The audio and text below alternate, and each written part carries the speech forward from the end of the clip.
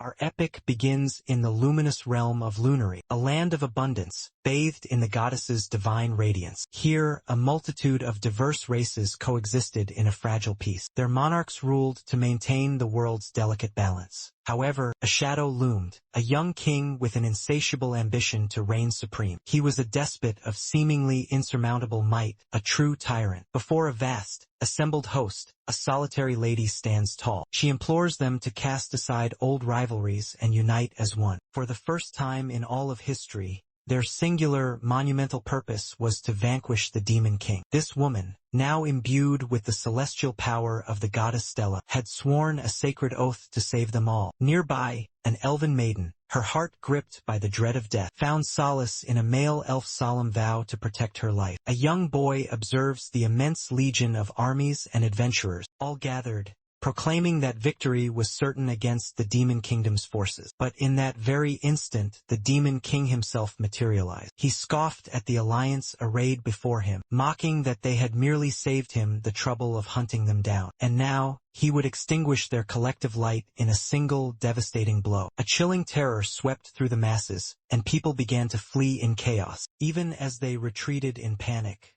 their minds couldn't fathom how the Demon King had suddenly arrived, considering his dark kingdom was countless miles away. As they scattered, the Demon King summoned a constellation of arcane circles in the sky. From these glowing portals, ominous objects started their descent. A cat girl gazed upward, her awe turning to horror, her breath catching as the very atmosphere grew crushingly dense. Another hero, grasping the sheer scale of the cataclysmic magic, whispered that there was no hope of surviving such an overwhelming destructive force. But the hero, the chosen maiden, charged forward, resolute in her mission to shatter the Demon King's formidable defenses and deliver a decisive blow against him. In response, the Demon King erected a potent barrier of dark energy to protect himself. Despite the impenetrable shield, the heroine did not falter in her advance. As their powers clashed, the collision ignited a massive, world-shaking explosion. And yet, when the dust settled, the heroine remained standing. Disbelief etched itself upon the Demon King's face. He could not begin to fathom how a supposedly weak human had reached him. He demanded to know the secret that made her so impossibly strong. He was utterly convinced no mere mortal could possess such a profound power. He warned her not to imagine she could hide this truth from him, vowing he would uncover her secret one way or another. Arcane sparks crackled around the heroine as she delivered her reply, revealing it was a power that the Demon King could never hope to understand. He was baffled by the very idea of something beyond his vast comprehension. After all, he was the all-powerful Demon King. There was nothing in this world he could not ultimately grasp. His curiosity now gnawed at his very core. He questioned her once more, demanding to know what this power could possibly be. With an unwavering resolve in her eyes, the girl simply answered that it was love. The Demon King asked with utter incredulity if she was truly claiming to have shattered his specially forged defenses of bloody manticore spine and pure dark matter barriers by harnessing nothing more than the power of love. A faint blush graced the heroine's cheeks as she shyly concurred. The Demon King was struck by a strange and alien discomfort. He possessed absolutely no concept of love or anything remotely connected to it, his mind filled with disquieting thoughts. But he forced his inner turmoil to subside, to regain his composure. After all, he was a demon who had relentlessly sought power for centuries. Surely in all his time, there must be something, anything at all, that he had learned about the power of love. For the first time in ages, his vast battle knowledge was challenged. But he could never allow the enemy to know that she was correct, that he was, in fact, most likely incapable of love and didn't have a clue what it was. The heroine then playfully adopted a cute facade, and inquired if she had guessed correctly, in assuming that he genuinely didn't know the first thing about love. The mighty Demon King was completely taken aback. How could she possibly have known his secret? Sweat began to bead upon his forehead, and he furiously snapped, insisting her accusation was utterly ridiculous. He was the most sinister and powerful Demon King, capable of anything, and that, of course, included love. He then addressed her, the acclaimed hero of the human kingdom, and declared with force that he would unequivocally prove her wrong. In a sudden rush of pure rage and deep embarrassment, he turned to make a hasty retreat, but she called out to him. She urged him to wait, though she was clearly frustrated by this. She couldn't deny feeling a little bit flustered and embarrassed herself. The scene transitions to the Demon King's imposing castle. Here, his most trusted first general was in utter disbelief to hear that the Demon King had withdrawn. A maidservant confirmed the news, mentioning that the Demon King had abruptly flown back to the castle, right in the midst of his epic clash with the hero. The first general, still in shock, remarked that the Demon King would never willingly retreat from a battle and demanded to know his current whereabouts. The maid replied that ever since his sudden return, the Demon King had done absolutely nothing but sit there, gazing intently at the sky for the entire day. The general was perplexed as to why the Demon King was staring at the heavens. He then noticed his king was muttering something quietly to himself, so perhaps he was devising brilliant new strategies to crush the hero. But the Demon King, completely lost in his own thoughts, questioned aloud whether he was truly incapable of feeling love. He pondered what this emotion called love even was. He loved war and conquest. Did that kind of love count? Abruptly, the Demon King rose to his feet, proclaiming that he had finally reached a momentous decision. He was departing. The first general pleaded for him to wait, but the Demon King was already moving with incredible speed. The general scrambled to keep pace with him,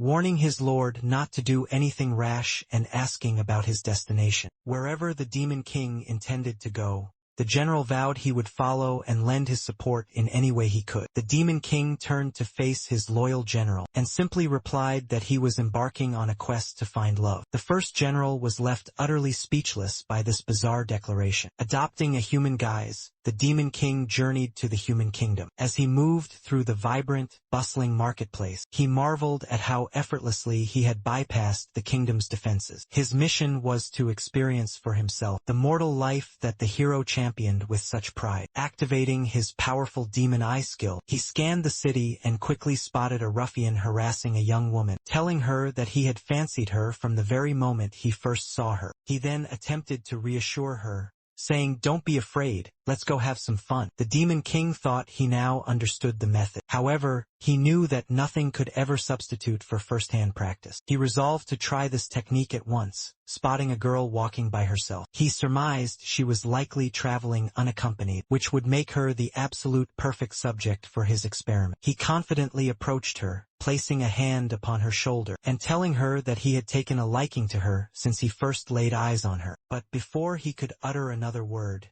the girl turned and sharply asked him what he wanted. To his absolute astonishment, he realized this was the very same hero he had just battled. He wondered what on earth she was doing in this place, utterly perplexed by this most unexpected reunion. In the meantime, the first general tailed the Demon King, but was swiftly swallowed up and lost within the dense crowd. The hero turned back to him, wondering if he had just made a colossal error by admitting his liking for her. He began to sweat, fearing she would ridicule him for his attempt, especially if she were to discover he was the Demon King himself. From the dreaded Demon Kingdom, he knew he had to quickly formulate a convincing alibi, something a human would say, so he mentioned admiring her unique fighting style, impressed by her ability to seamlessly transition from melee combat to devastatingly explosive magic in the blink of an eye. He assumed any normal human would find that skill remarkable. She was puzzled about her fighting style and questioned how he knew of it. Then a sudden, chilling realization struck her. Taking a cautious step backwards, she remarked that only one person in the entire world knew that about her, and that person was him. He had cornered her in battle and forced her to unleash her full strength, which, for the Demon King Deseo, was an incredibly audacious move indeed. She was not mentally prepared to confront the Demon King again so soon. Thinking back to their bizarre last conversation caused her cheeks to flush with a deep, burning embarrassment. Who on earth would say something so cheesy in a real-life battle? It was absolutely mortifying. She had dedicated her entire life to magic, to swordsmanship and advanced combat techniques to face him, but she had never once prepared herself for how to actually talk to him. Instead of a battle of wits, she ended up spouting utter nonsense, desperately trying to make him stop his strange line of questioning. She wondered if this was all just another part of his elaborate trap. Perhaps his last baffled reaction had all been a grand deception deception, meticulously designed to catch her completely off guard. There was no possible way he would take her foolish words seriously. Just as she expected, the Demon King knew precisely how to manipulate human emotions. She murmured to herself that she could not let this happen to her again. She called out to her patron, the goddess Stella, then focused on masking the powerful holy aura radiating from her. Dezeo, on the other hand, concluded it would be wisest to put some distance between himself and her. The crowd began to wonder aloud if she was the prophesied holy maiden, the Lady Saint. One man enthusiastically agreed, claiming that he could feel a divine warmth filling his entire heart. Others began to clamor for her sacred blessings, staring at her with profound awe as they chanted her title, the Lady Saint. She was overwhelmed by a sense of deep confusion. The crowd completely surrounded her, pressing in, and Dezeo couldn't help but feel guilty if he were to just abandon her there. She repeatedly pleaded with them to move away from her, warning them all that the situation was incredibly dangerous. But her words were lost in the fervor. She knew she would never forgive herself if any of these innocent people were harmed because of her presence. Just in that moment, Dezeo decisively grabbed her hand, telling her to hold on tightly, and with a sharp snap of his fingers, he made them both vanish from the scene in an instant. They reappeared together inside of a lavish room. She felt incredibly dizzy from the teleportation, as if her head was spinning, and she wondered what was happening to her. She then realized she was currently sitting directly on Dezeo's lap, her eyes still squeezed shut from the disorientation. He calmly asked her how much longer she planned to remain in that position. It was not that she was particularly heavy,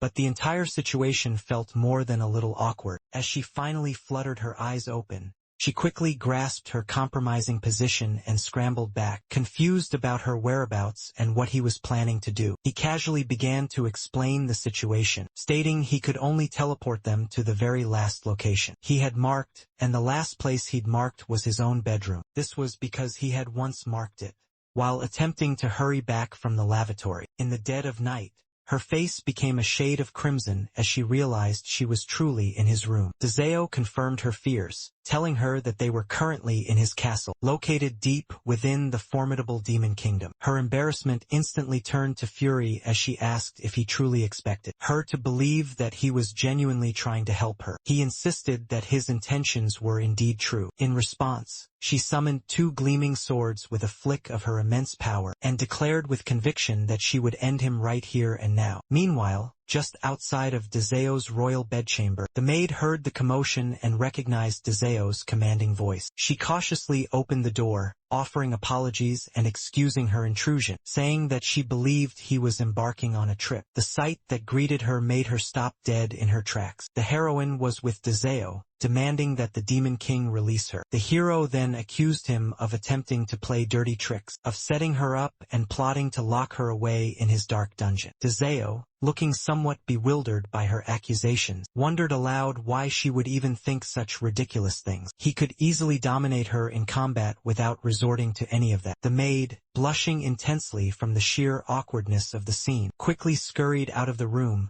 apologizing profusely for interrupting, claiming that she should have known he was engaged in such activities. Dezeo, still completely baffled by the entire exchange, wondered what exactly the maidservant thought was happening in his room. The scene then shifts back to the human kingdom, where the heroine had at last managed to return home. It had been a truly exhausting and bizarre ordeal. She had hoped she could spend some leisure time sightseeing in the town, after representing the Holy Church at an exhausting noble council meeting. Instead of peace, she had stumbled right into the Demon King. She collapsed onto her bed, reflecting on the strange encounter. The Demon King had postured as if he wished to fight her, yet she had not even needed to draw her sacred sword. She was left to ponder what his true intentions were. Was there another diabolical trick brewing in his mind? After losing all her resolve to continue the fight, she had decided to make the long journey back home. The flight from the Demon Kingdom all the way to the human kingdom, on top of dealing with that demon,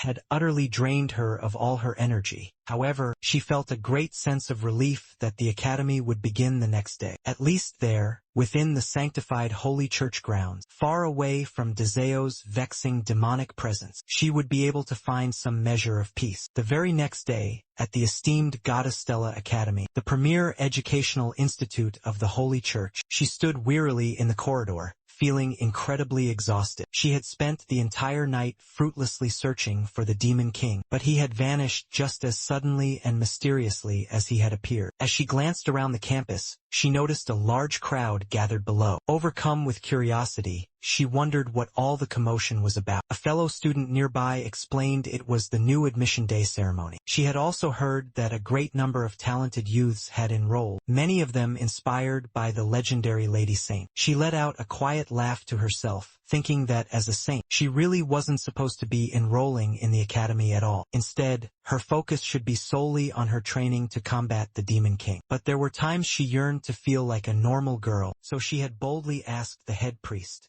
if she might be permitted to attend the Holy Church's academy. To her immense surprise, the head priest had approved her unusual request. It must have been because they wanted her presence to promote the academy, encouraging even more people to join the righteous cause against the Demon King and his fearsome generals. And then suddenly, she was frozen with shock to see the Demon King and his general standing among the rows of new students. She wondered what they were doing here. The general questioned his lord, Dronzer, asking why on earth they were enrolling in a human academy, especially since the place reeked of a holy scent that made him ill. Dronzer replied coolly that he had learned about the academy while he was investigating the current residence of the hero. The general was completely taken aback upon hearing this revelation. Dronzer further explained that this infiltration was no different from a battle. If he truly wanted to understand his adversary better, he first needed to understand her environment and her world as well. As it turned out, stumbling upon the Academy's admission day was a most fortunate coincidence. The general was overcome with a deep,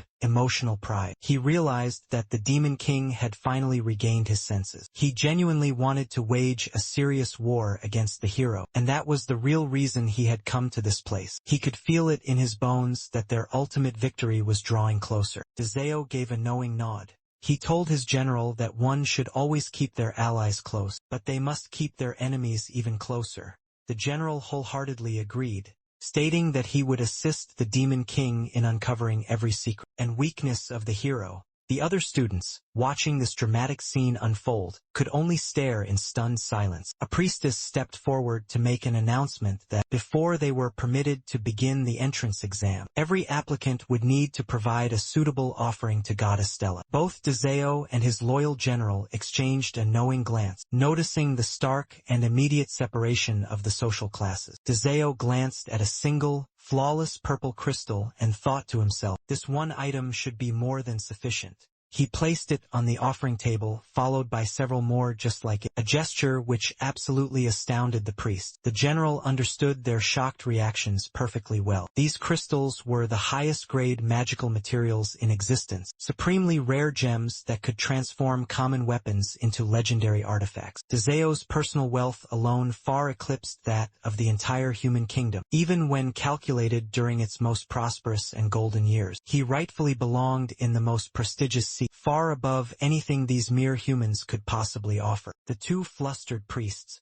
hurriedly moved to dispose of the forbidden objects from the demonic land, but the head priestess instructed them to simply burn them all, declaring the gems to be unholy. Dronzer and his general, however, watched as their unholy offering was placed in the wall of rings. The time finally came for the participants to fire magic at the targets. A boy from the noble class went first, hitting every single target perfectly, with incredible ease, and casually remarking that it was nothing special. His peers immediately began praising him, calling him the absolute best. The general noted that, for the students with higher-tier offerings, the target distance was only a meager 10 meters, while for those in the low-offering group it was a full 100 meters. He thought to himself with disdain that the test was clearly biased for those who had given larger offerings. He mused on the human's petty obsession with social hierarchy. The priest then called for the next participant, a man named Dronzer. He would have to hit the distant target from 100 meters away. The arrogant boy who went before him wished him good luck with a smirk. The general shot a cold glance at the boy, thinking he should learn to know his place in this world. Meanwhile, Dronzer observed the young noblewomen, who were openly fawning and expressing their admiration for the boy, telling him that they simply loved him for his skill. Dronzer concluded that, in order to receive such affection from women, a man must first prove his undeniable competence in a task, even if they were from a lower class. if that was truly the case, then he would take this test seriously and give it his absolute all. Without a moment's hesitation, Dezeo unleashed Meteor Storm to obliterate the targets. The summoned meteors were absolutely colossal, causing a massive wave of shock to ripple through the onlookers. At the unbelievable sight of such powerful ancient magic, the general turned to his king, Dezeo, and remarked that it was merely a level 1 meteor storm spell, though it appeared far more significant due to its sheer, overwhelming power. Just then, the hero girl arrived on the scene, invoking her sanctuary banishment spell to protect the entire building. She created a holy barrier that completely blocked the meteor storm, preventing it from inflicting any damage whatsoever. She then stormed furiously towards Dezeo, pure rage evident in her blazing eyes, and grabbed him forcefully by his collar.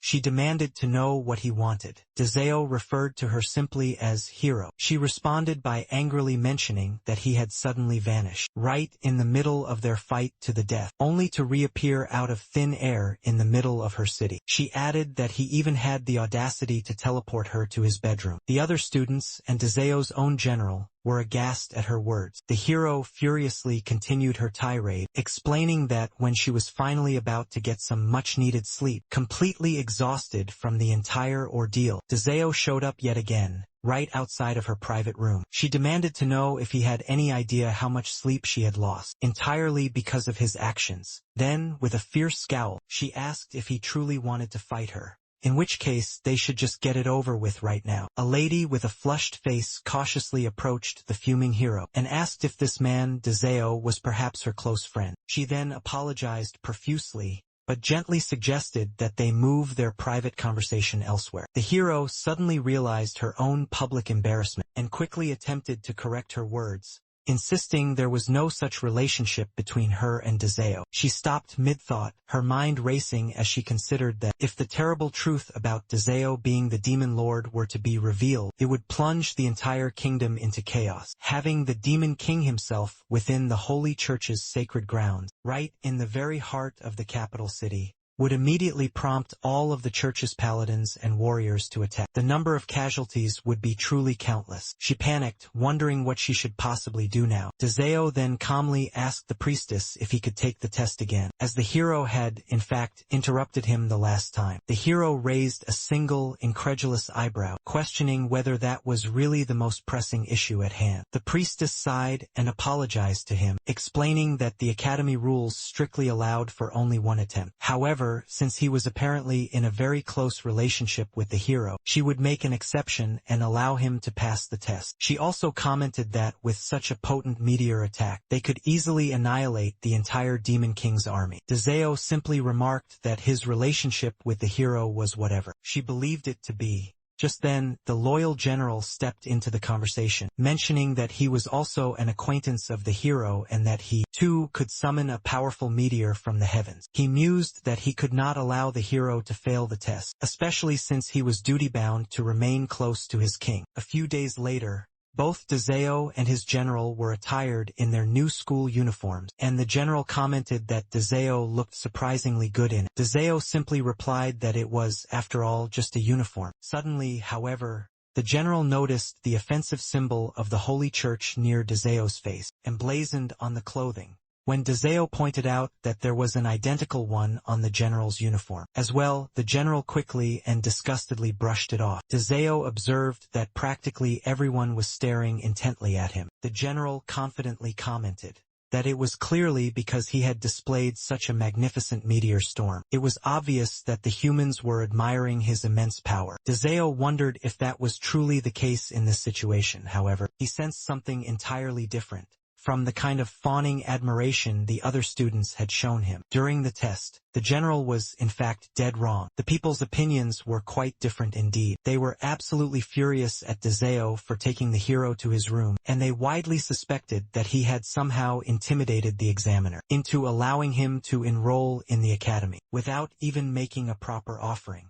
They all viewed it as a disgustingly dirty tactic, and angry murmurs of discontent spread like wildfire among the crowd. As Dezeo and his general were walking through the halls, the Demon King mentioned that, he wondered what kind of brutal training the academy would subject them to. The general replied that, as it was only the first day, it would most likely be a simple 200-kilometer run as a warm-up. Dezeo asked if that wasn't a bit too basic and simple. He suggested that they should probably have the trainees fight a dozen bloodthirsty minotaurs or something similar. The general agreed, acknowledging that was a distinct possibility. He then added that whatever the training was, his king, Dezeo, would naturally excel at. The general then wondered if they were truly deep within enemy territory, and asked if Dezeo could sense any danger or any malicious presences. Dezeo casually pointed towards the hero, standing some distance away, and remarked coolly that he could indeed see her. The general noted that the hero hadn't even bothered to try and hide, and even though she was glaring daggers at them, they both decided to completely ignore her.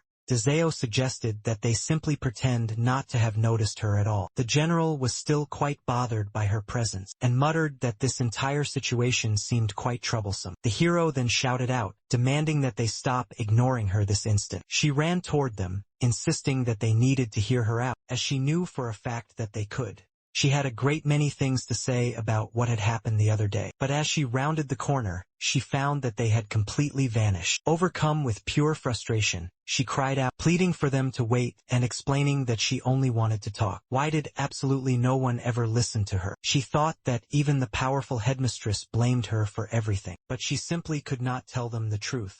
Doing so would only unleash widespread panic and chaos. She sat there dejectedly, crying, wondering why this had to happen to her. And then, suddenly, Dezeo reappeared right in front of her and asked what she wanted to talk about. She shot to her feet, glaring furiously at him. He remarked that he had heard she wanted to have a discussion. He then pointedly asked if she had just been crying. In response, she launched a powerful kick at him, insisting that she was not crying, despite the immense pressure of his presence. She vowed she would never cry in front of a vile demon, though unshed tears still lingered brightly in her eyes. He effortlessly stopped her powerful leg with a single outstretched finger. He then calmly asked what the moisture in her eyes was. She replied that it was pure, unadulterated rage, and demanded to know if he knew how much trouble he had caused her. She challenged him directly, saying that if he really wanted to fight, then they should just do it. She thought to herself that demons were supposed to be straightforward and fair in their battles. But if he was merely toying with her to make her life a living hell, then that would be the most dishonorable thing of all. His face reddened slightly as he stammered that he didn't mean it like that, but he was clearly hesitating, struggling to express what he truly wanted to say. She shouted at him, urging him to hurry up and speak his mind. His face then turned completely beet red with embarrassment, as he confessed he wanted to understand the true meaning of love, and that was the one and only reason he had come to the human school. She forced out a strained laugh, trying to control her roiling emotions. Dezeo thought to himself that she must be so incredibly happy to be proven right. Now, she finally understood why he had confessed the truth to her. She turned to leave, stating that he was still the Demon King, and that she was duty-bound never to trust a word he said, as her primary duty was to protect all of her people. Yet, if for some strange reason she felt like he was telling the truth, if that were actually the case, then maybe what he was attempting to do wasn't entirely a bad thing. She considered that, if he genuinely got to know humans better, it might just be part of his next great move against the human kingdom. For the time being, she decided to let him do whatever he came here for. But she swore a solemn oath that she would keep a very close eye on him. If he dared to hurt a single person within her kingdom, she would fight him to the death with everything she had. She demanded to know if he understood. Dezeo promised her he did, calling her for the first time by her name, Sylvia. He swore upon his honor that he would keep his solemn word. She grew visibly annoyed and told him not to call her by her name so casually. He then asked if he should refer to her as Hero or Lady Saint instead. She quickly denied both titles, finding them far too embarrassing to bear. The scene then shifts back to the Dark Demon Kingdom, where Luna, the loyal maidservant, had arrived at just the right or perhaps wrong moment. The formidable second general of the demon army was looking for the king. He mentioned that the king had requested his return, but he couldn't seem to find him anywhere in the entire castle. He then asked Luna if something had happened that he wasn't aware of, and why everyone always seemed to leave him completely in the dark. Luna replied that the king had indeed been acting very strangely as of late. The very last time she had seen him, He had brought a mysterious girl into his private chamber. She had only managed to catch a brief glimpse of the girl, but she was absolutely certain the girl was human and possessed a strong holy aura. The second general was extremely surprised to hear about this holy aura, and began to wonder if the king might be under the influence of some human church's vile and manipulative evil spell. Just then, they heard the massive stone door creak open, and someone appeared in the doorway of the king's private room. Luna was surprised and quickly explained that the demon king had told them he would not be returning to the castle for a while. Upon a much closer and more careful inspection, they saw that the mysterious person was wearing the emblem of the Stella Church, which seemed to confirm the general's darkest suspicions. The hot-headed second general rushed furiously towards the person, his fist already drawn back, ready to deliver a punch, declaring that he would not let anyone control their beloved king. However, it quickly turned out that the person was actually the first general. Absolutely furious, the first general angrily confronted the second general, demanding how he dared to try and punch him, and then accusing him of trying to assassinate the first general, so he could take his prestigious position. The second general, completely taken aback by this, furiously denied the accusation, and explained that he had just returned and found absolutely no one around. He then demanded to know what was going on. The first general, Levirian, wondered how the second general had jumped to the conclusion that there would be an enemy in the king's room. He explained that he had been teleported back there directly by the king, and expressed supreme confidence in his own strategic assessment. Levirian then said something to the second general that completely caught him off guard and shocked him. The second general was incredibly surprised to hear about the secret infiltration of the enemy's base. Levirian agreed with him, stating that it was indeed an extremely dangerous mission, and that was why he would be accompanying the king by himself. He then launched into a long lecture, boasting that he was the best of all the 7 generals and was always invited on these special missions. He asked the second general to recall the time when the king had entrusted the entire front lines to his command, and then continued to drone on, saying many other boastful things. The second general jokingly mentioned that if both of them were gone, he would simply seize the demon king's throne for himself. But the first general immediately began shouting at him, warning him not to even think such treacherous things, as they were not dead yet. The scene then shifts back to the human kingdom at Goddess Stella Academy, where Dezeo and Levirian were now walking together. Dezeo received a formal notice, and mentioned that since he was late the previous day, he had not yet fully understood the class system at the academy. Levirian apologized profusely for not being able to accompany his king to the new student welcoming ceremony. Dezeo reassured him, telling him not to worry about it at all. He admitted that it was his own fault for forgetting to teleport Levirian back with him. Levirian then mentioned that, at the academy, the students were free to choose their own specialized job classes, and he was incredibly flattered that Dezeo had chosen the same class as him. He then eagerly asked which job class Dezeo had ultimately selected. Dezeo casually replied that he had been a bit lost in that particular section, so he had simply chosen the one that kept mentioning demons over and over, thinking it must be incredibly easy for powerful demons like them. When Levirian saw the job class Dezeo had actually chosen, he was utterly shocked and blurted out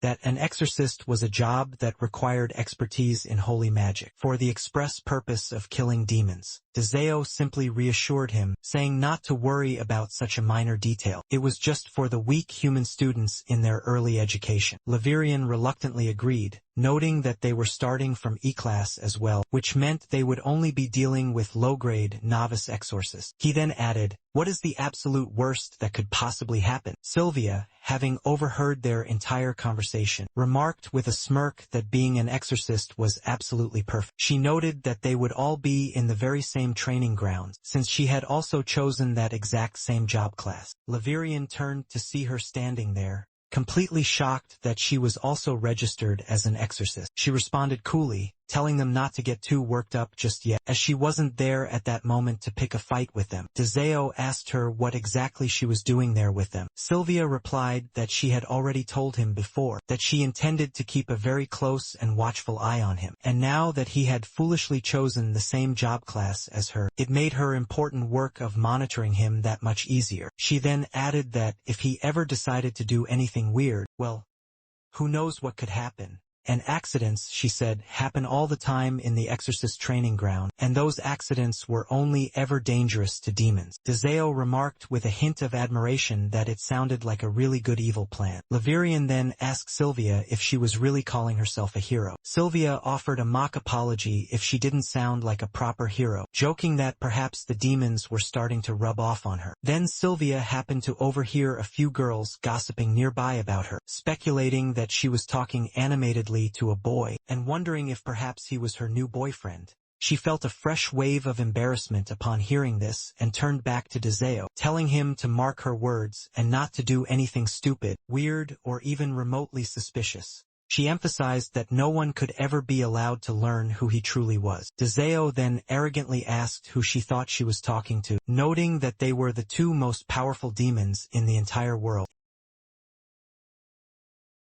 Laverian pondered his king's bold proclamation. Sylvia concurred, just as the resonant chime of a bell echoed, announcing the commencement of the morning prayer. Dezeo, the demon king, was utterly clueless about this human ritual. At the 7th hour, the time for solemn prayer had arrived. They gathered inside the hallowed church of Goddess Estella Academy. As the ceremony began, Sylvia observed as Dezeo and Laverian were both visibly assailed by an unexpected, crushing holy warmth. She realized their earlier bravado about this being a breeze was a joke. After the torturous prayer, 2 students ambled down the long corridor. One of them excitedly mentioned his job class for the next hour. The other boy proudly replied that he had chosen the path of a paladin. His enchanted armor glowed with power, boasting that he could remain safe even against the strongest of demons. The first boy agreed, saying he had yearned to become an exorcist, thinking it would be amazing to unleash multiple magic combinations. But since his true skill was with a sword, he instead chose the noble path of a Templar. Suddenly, an arrogant noble youth deliberately collided with them. One of the 2 commoners shot back, telling him to watch his step. The noble boy, utterly incensed,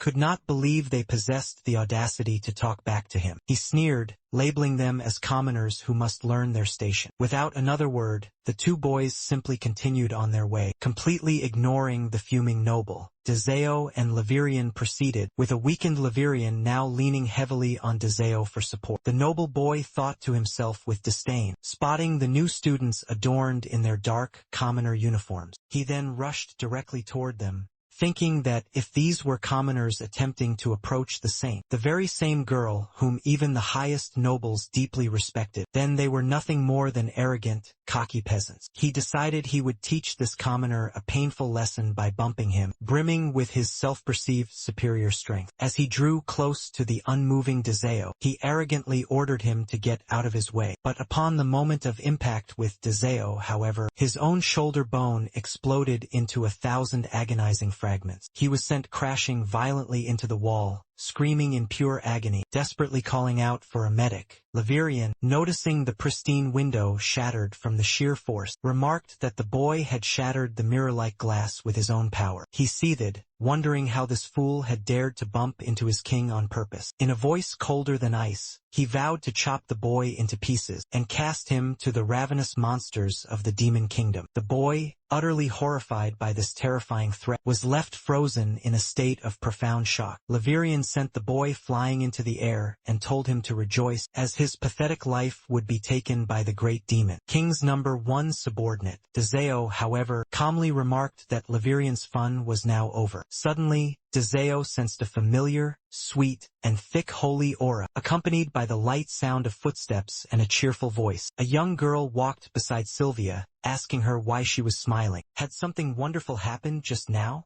Sylvia replied that she was incredibly excited for her exorcist class and wondered what kind of brutal lesson awaited the commoners. Dezeo was instantly reminded of Sylvia's threatening words, recalling that if she witnessed him harming anyone, she would resume their fight with the full extent of her power. As Laverian prepared to unleash his final attack on the boy, Dezeo activated his hyper-acceleration skill, a move that would take but a single second. But with the hero Sylvia so dangerously close, Dezeo worried that he might not make it in time. If he were to fail, Sylvia would have him expelled from the academy, and he would lose his one and only chance to study the mystery of love. With absolutely no other choice, He unleashed level 5 ancient dark magic to bend time and space, making both Lavirian and the boy vanish just as Sylvia arrived. Sylvia turned to her friendly companion and told her she was already so proficient at support and healing magic that she would probably grow bored in the standard priest job class. The girl playfully responded, saying that Sylvia was the one who should join the same class as her for a change of pace. She admitted she was terrible at making new friends and might become lonely if she were to be left all by herself. Sylvia paused, wondering why she had just sensed a potent surge of dark magic only a brief moment ago. She then told herself that she could not afford to let her guard down, as she had a very strong reason for staying in the exorcist class. She stared intently at Dezeo, who seemed startled to see her there. She demanded to know what he was plotting now. Dezeo was sweating bullets, and wondered why she immediately assumed he was involved in something sinister. She thought to herself that no matter how idiotic this Sinarth might seem, he was, after all, the mighty Demon King. There was a strong possibility that this entire situation was just an act, meant to hide some dark, ulterior motive. If that was truly the case, Sylvia decided, she would meticulously scan the entire academy grounds for any lingering traces of forbidden dark magic. She activated her divinely enhanced, holy senses to check every single corner of the vast academy. Her friend wondered aloud why Sylvia had suddenly activated her skill. Sylvia thought it was better to be extremely cautious, and decided to unleash all of her holy skill buffs to protect the academy and all of its inhabitants from any potential dark magic that might be lurking. She invoked Atonement, Guardian Spirit, Divine Song, Angel's Mercy, Radiance Expurgo, Hand of Gladius, and finally the Rite of Redemption. All of the students began to emit a soft glow, wondering if this was the magnificent power of the holy light. One girl felt as though she had been blessed all of a sudden. A boy remarked with awe that this was the power of the Lady Saint. Another boy wondered nervously if they were currently under attack. A student ran ahead, shouting for everyone to prepare countermeasures. Dezeo was now sweating profusely under the strain, feeling as though he were being crushed under a mountain. He wondered why Sylvia was suddenly going all out like this. Was she truly this angry with him? Certainly seemed as if she was seriously contemplating kicking him out of the academy. Sylvia keenly observed his strained expression and thought he looked as if he were bearing some incredibly heavy burden. It was as if he was compressing his immense dark magic to the point where even her holy senses couldn't detect it. Realizing this frightening possibility, she activated even more holy protection, and a giant aura enveloped her. After casting this powerful protection over the entire academy, she pointed a finger at Dezeo and declared that she could not find anything suspicious about him. She would condescend to let him off the hook this one time, but if he ever dared to do anything weird in her presence again, she swore on her honor there would be dire consequences. As she walked away triumphantly with her friend, the girl asked if they quarreled with each other often. Sylvia simply nodded and replied that you could say she was born to fight him. The girl wondered aloud if it was just a simple couple's quarrel. Sylvia quickly and sharply responded that it was not. Her sacred duty was to protect the innocent people. She had never even once considered the prospect of dating, especially since Dezeo was, in fact, the Demon King. Meanwhile, in the shadows behind the academy building, Lavirian was on his knees, begging Dezeo for his forgiveness. He admitted that he had not thought his actions through. When he had released his powerful demonic aura, he acknowledged that his mistake had jeopardized their entire disguise in front of all the weakling humans, to the point that they had no choice but to intervene. Lavirian lamented that he was utterly useless and begged the Demon King to grant him the greatest of permissions, ordering him to slay 100 King Hydras, or 1 million lesser monsters within a single 24-hour period. Dezeo replied calmly that Lavirian did not need to think about such things. Lavirian immediately began to cry, expressing how kind the Demon King was. Dezeo, however, thought to himself that it was not a matter of kindness, but rather one of pure necessity. He had used his time and space control, a powerful ancient magic skill, to avoid attracting unwanted attention, something he could have done a long time ago. If he hadn't, the hero might have already figured out his true identity. Dezeo then asked what they were going to do with the injured boy. He'd rather not spill any unnecessary blood while they were here. Levirian answered that he had already taught the boy a very valuable lesson, that even the lowest trash could become the Demon King's most loyal follower. The boy, now battered and severely bruised, murmured in awe that the Demon King was the strongest being in the world, and that this man, Levirian, was indeed the best. With a satisfied smile, Levirian commented on how beautiful it was to hear such words, spoken in this disgustingly holy place. Since the boy had now become a slightly better human being, Levirian decided he would bestow upon him a magnificent present. Harnessing his potent dark regeneration magic, Levirian completely healed all of the boy's severe injuries. The boy was utterly surprised to find that his hand no longer hurt at all, but his shock only deepened when he witnessed the incredible changes. He attempted to break the stone wall again, and did so effortlessly, completely amazed at his newfound, incredible strength. Levirian looked on with pride and asked if the boy found it impressive. He had not just healed, but upgraded the boy's hand, granting him a sliver of the power of a demon, so that he would not embarrass himself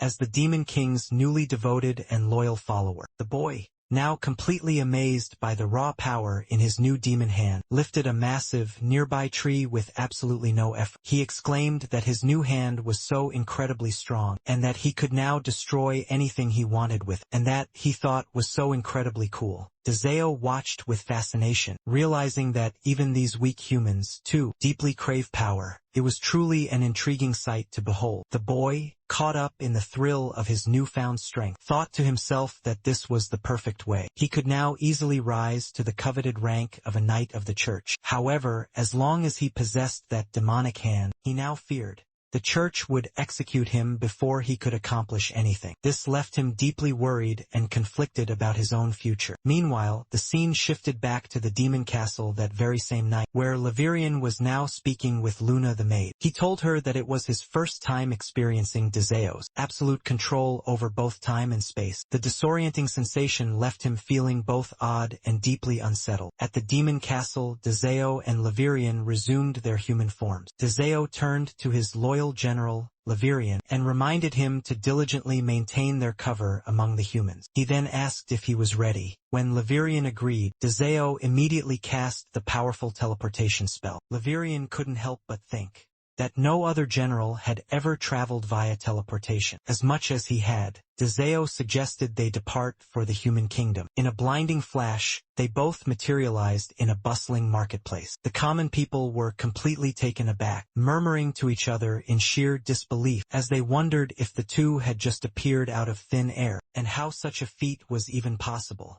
One sharp-eyed onlooker even commented that neither of them seemed entirely human. Dezeo surmised that he would need to adjust the teleportation point, and instructed Levirian to properly manage the unfolding situation. Levirian agreed, though he added that he would simply eliminate any witnesses. Dezeo, however, told him it would be sufficient to just erase their short-term memories. Afterward, Dezeo stealthily approached a grand mansion, and confidently assured Levirian that everything would be perfectly fine. He carefully set the new teleportation point on the mansion's outer wall, and remarked with satisfaction that it was now done. Just in that moment, Sylvia herself emerged from the building, and demanded to know what he was doing right in front of her door. Dezeo calmly replied that he was setting a new teleportation point, as no one ever passed through this secluded and quiet area, which made it a perfectly safe and discreet spot. Sylvia, however, angrily informed him that this was her private residence. Afterward, the unlikely group made their way to their exorcist class, where their instructor, a man named Edward Endor, greeted the students and formally introduced himself. He explained to the class that every year,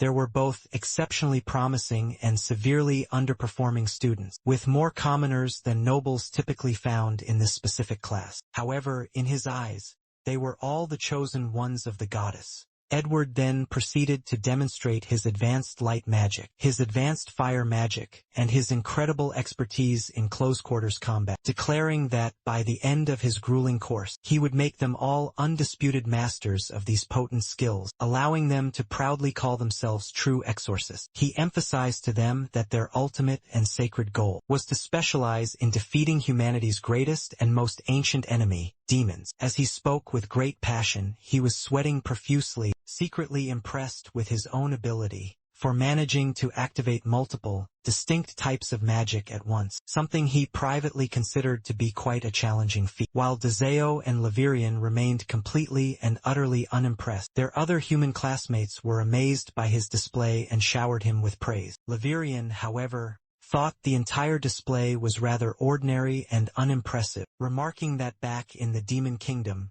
even a newborn infant could activate 5 types of magic simultaneously. Edward, completely undeterred by their apathy, told the class not to forget that they were all special and had been hand-chosen by the great hero herself, the Lady Saint, to be in this very class. He then assured them that with him as their personal instructor, the undisputed greatest exorcist of all time, there was no one more qualified to teach them this sacred and difficult path. Edward also very proudly mentioned that he had once faced the Demon King himself in battle, standing completely alone against such a powerful and terrifying foe. Levirian was absolutely shocked to hear this claim. Edward then continued his tale, explaining that long before the hero Lady Saint was ever even born, he had earned great fame for participating in that legendary battle. He couldn't help but feel a deep sense of shame every single time he remembered that fateful day, the day the Demon King had inflicted those grievous wounds upon him. Levirian turned to Dezeo and asked if that was actually true, wondering why he had never even heard of this man before. Dezeo, too,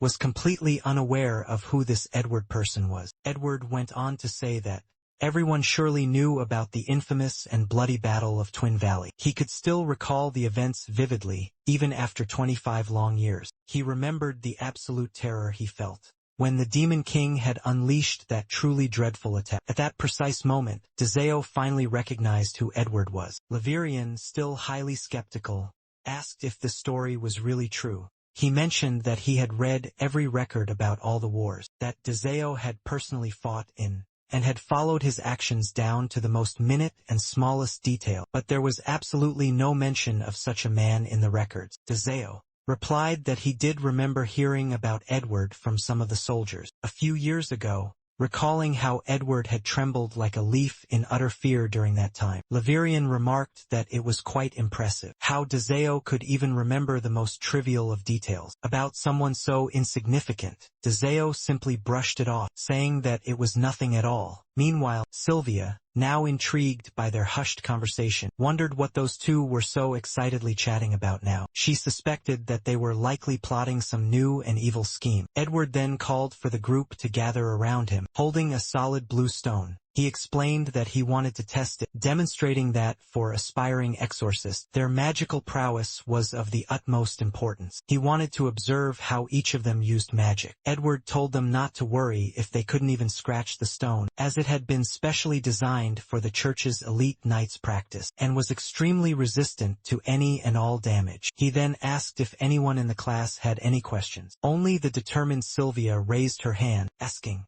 what would happen if they only used pure light magic for this practice, as she believed it was the most vital and important element for all exorcists. Edward smiled broadly, complimenting her for her sharp insight. He was honored that she was so very eager for his class. He then instructed everyone to use the basic light spell, Beam. Sylvia thought to herself that this was a very good choice. She believed that since demons were incapable of using light magic, Dezeo would most likely give up and leave the school peacefully. She then turned to Dezeo and requested that he begin the test. Dezeo spoke briefly and quietly with his general, Levirian, asking him if it was fine for him to proceed with this. Levirian agreed, while acknowledging that it was not yet perfect, but it was all of the complex calculations he had managed to gather. In the very few minutes that they had, Dezeo calmly reassured his general, saying that it was more than enough for now, and that he would perfect it on his own. He then thanked Levirian for his invaluable assistance. Then, Dezeo stepped forward with great confidence, explaining that he would first consider the magic particles in the air, and then create just the right amount of radiation in the form of light. He would then deftly combine this with a specific formulation of the spell, by reversing the basic principles of the dark route, to perfectly mimic the holy and divine characteristics of light. It was now time for him to try his dark-style light magic. As he focused his power on creating the lightning ball in his hand, the pressure built up so intensely that it left even Levirian in awe. Sylvia, too,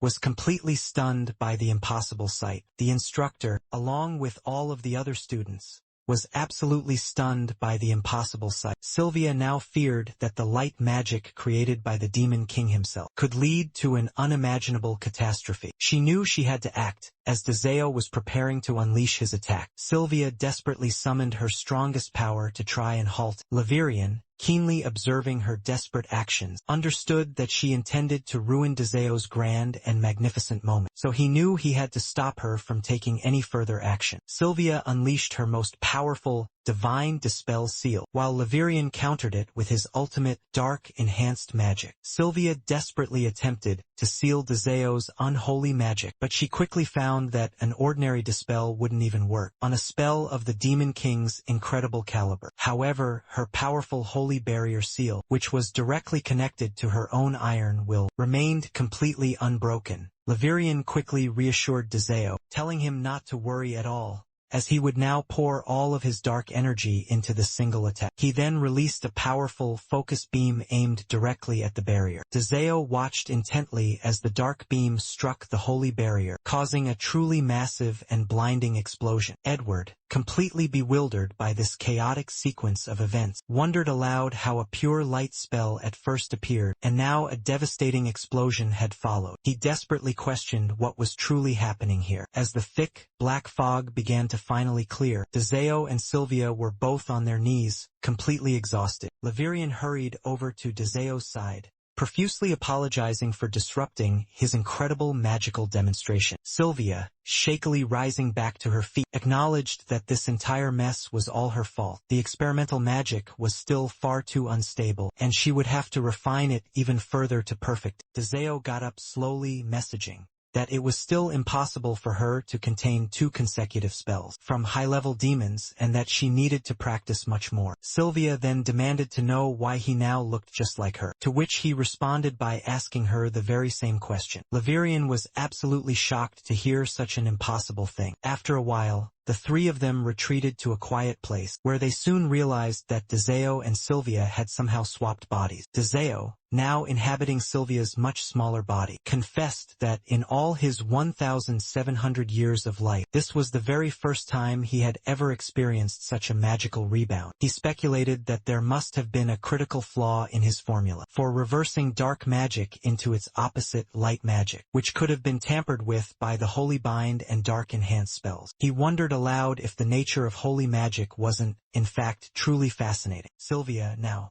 trapped in Dezeo's powerful body, told him he could be fascinated by it later, but for now, she demanded that he turn her back to her normal self, as she couldn't possibly keep up with covering for the both of them. Dezeo replied that he had never experienced anything like this before, and although they did not possess a grand library filled with all sorts of forbidden information about this type of magic, he thought that perhaps Lavirian might know more about it. Lavirian responded that it was indeed a great idea, and he would happily help, but, except for the parts directly related to human holy magic, he had deliberately erased all of those from his extensive memories. Sylvia promptly and forcefully hit him for that comment. Dezeo, using his keen intellect, stated that this ridiculous situation could not be held for any longer. They would have to sneak into the royal library at midnight, once everyone in the castle had fallen deep into slumber. In the meantime, he would hide in her room, and asked her to return to her own room as well. Sylvia was absolutely shocked by this brazen suggestion. She insisted that she could not let anyone see her looking like this, and if she went back to his room,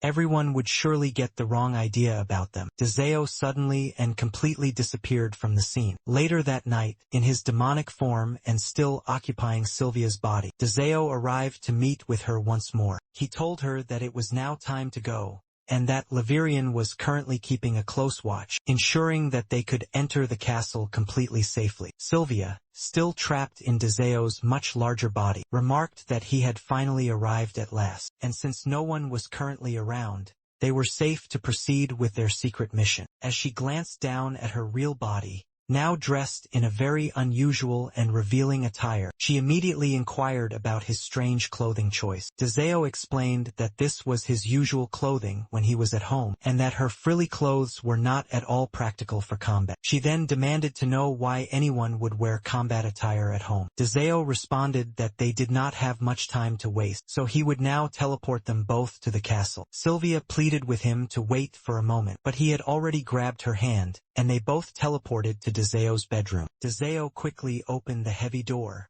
urging Sylvia to enter quickly before anyone could see them together. However, the maid Luna was standing right by the door. The very moment it opened, she froze, and the door quickly slammed shut again. Both Deseo and Sylvia immediately broke into a cold, nervous sweat. Luna, completely unsure of what she had just accidentally witnessed, wondered if she had perhaps misinterpreted the entire situation. She decided to quickly retreat before anyone noticed her, and to apologize later, saying she would pretend that she had not seen anything at all. As they both finally entered the Grand Library, Sylvia quickly and dejectedly realized that their efforts were entirely in vain. Deseo replied that they had simply discovered many ways not to reverse their bodies back. Even with the complex combination of reversal spells and the even more complex returning magic formula, nothing at all had worked, which he found to be utterly fascinating. Sylvia remarked that their new, small bodies were much worse than she had expected. Deseo casually reassured her,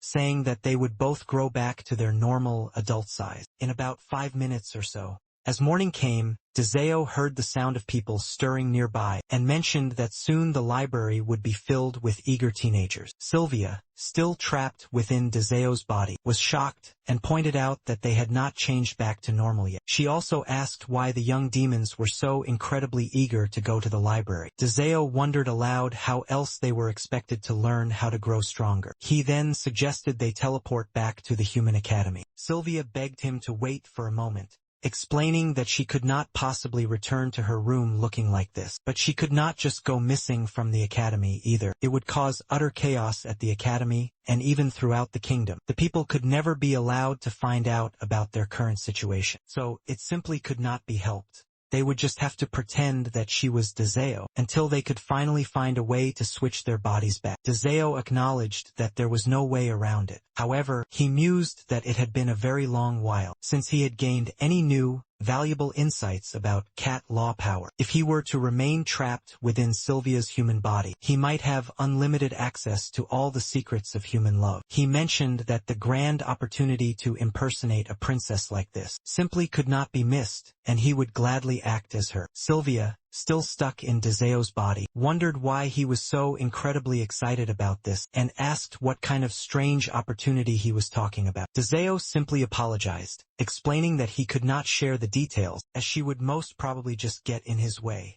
Sylvia replied that his words were becoming more and more suspicious. By the moment, unbeknownst to either of them, someone had been secretly listening to their entire conversation while hiding nearby. Sylvia, still trapped in Deseo's demonic body, marveled at the strange and new situation. She could feel that this body was exceptionally sturdy, and it was filled with a strong and unending flow of magic, as was to be expected of someone called the Unbeatable. Deseo must have worked incredibly hard to achieve this amazing level of power. Then she realized what she was thinking, and quickly corrected her thoughts. She shouldn't be admiring and praising her mortal enemy, but she found it was very difficult to stop herself, especially when she hadn't even had a chance to see his real body. She wondered how he had managed to change his clothes so seamlessly without ever looking at her now occupied body. But Deseo, now in Sylvia's body, simply snapped his fingers and changed back his attire in a single instant. Afterward, he began to use her new power, thinking that even in such a pathetically small body, his own powerful magic, such as teleportation, could still be withstood without any significant issue. The raw flow of power was simply immense. Sylvia realized just how much Deseo must have practiced. Every single engagement they had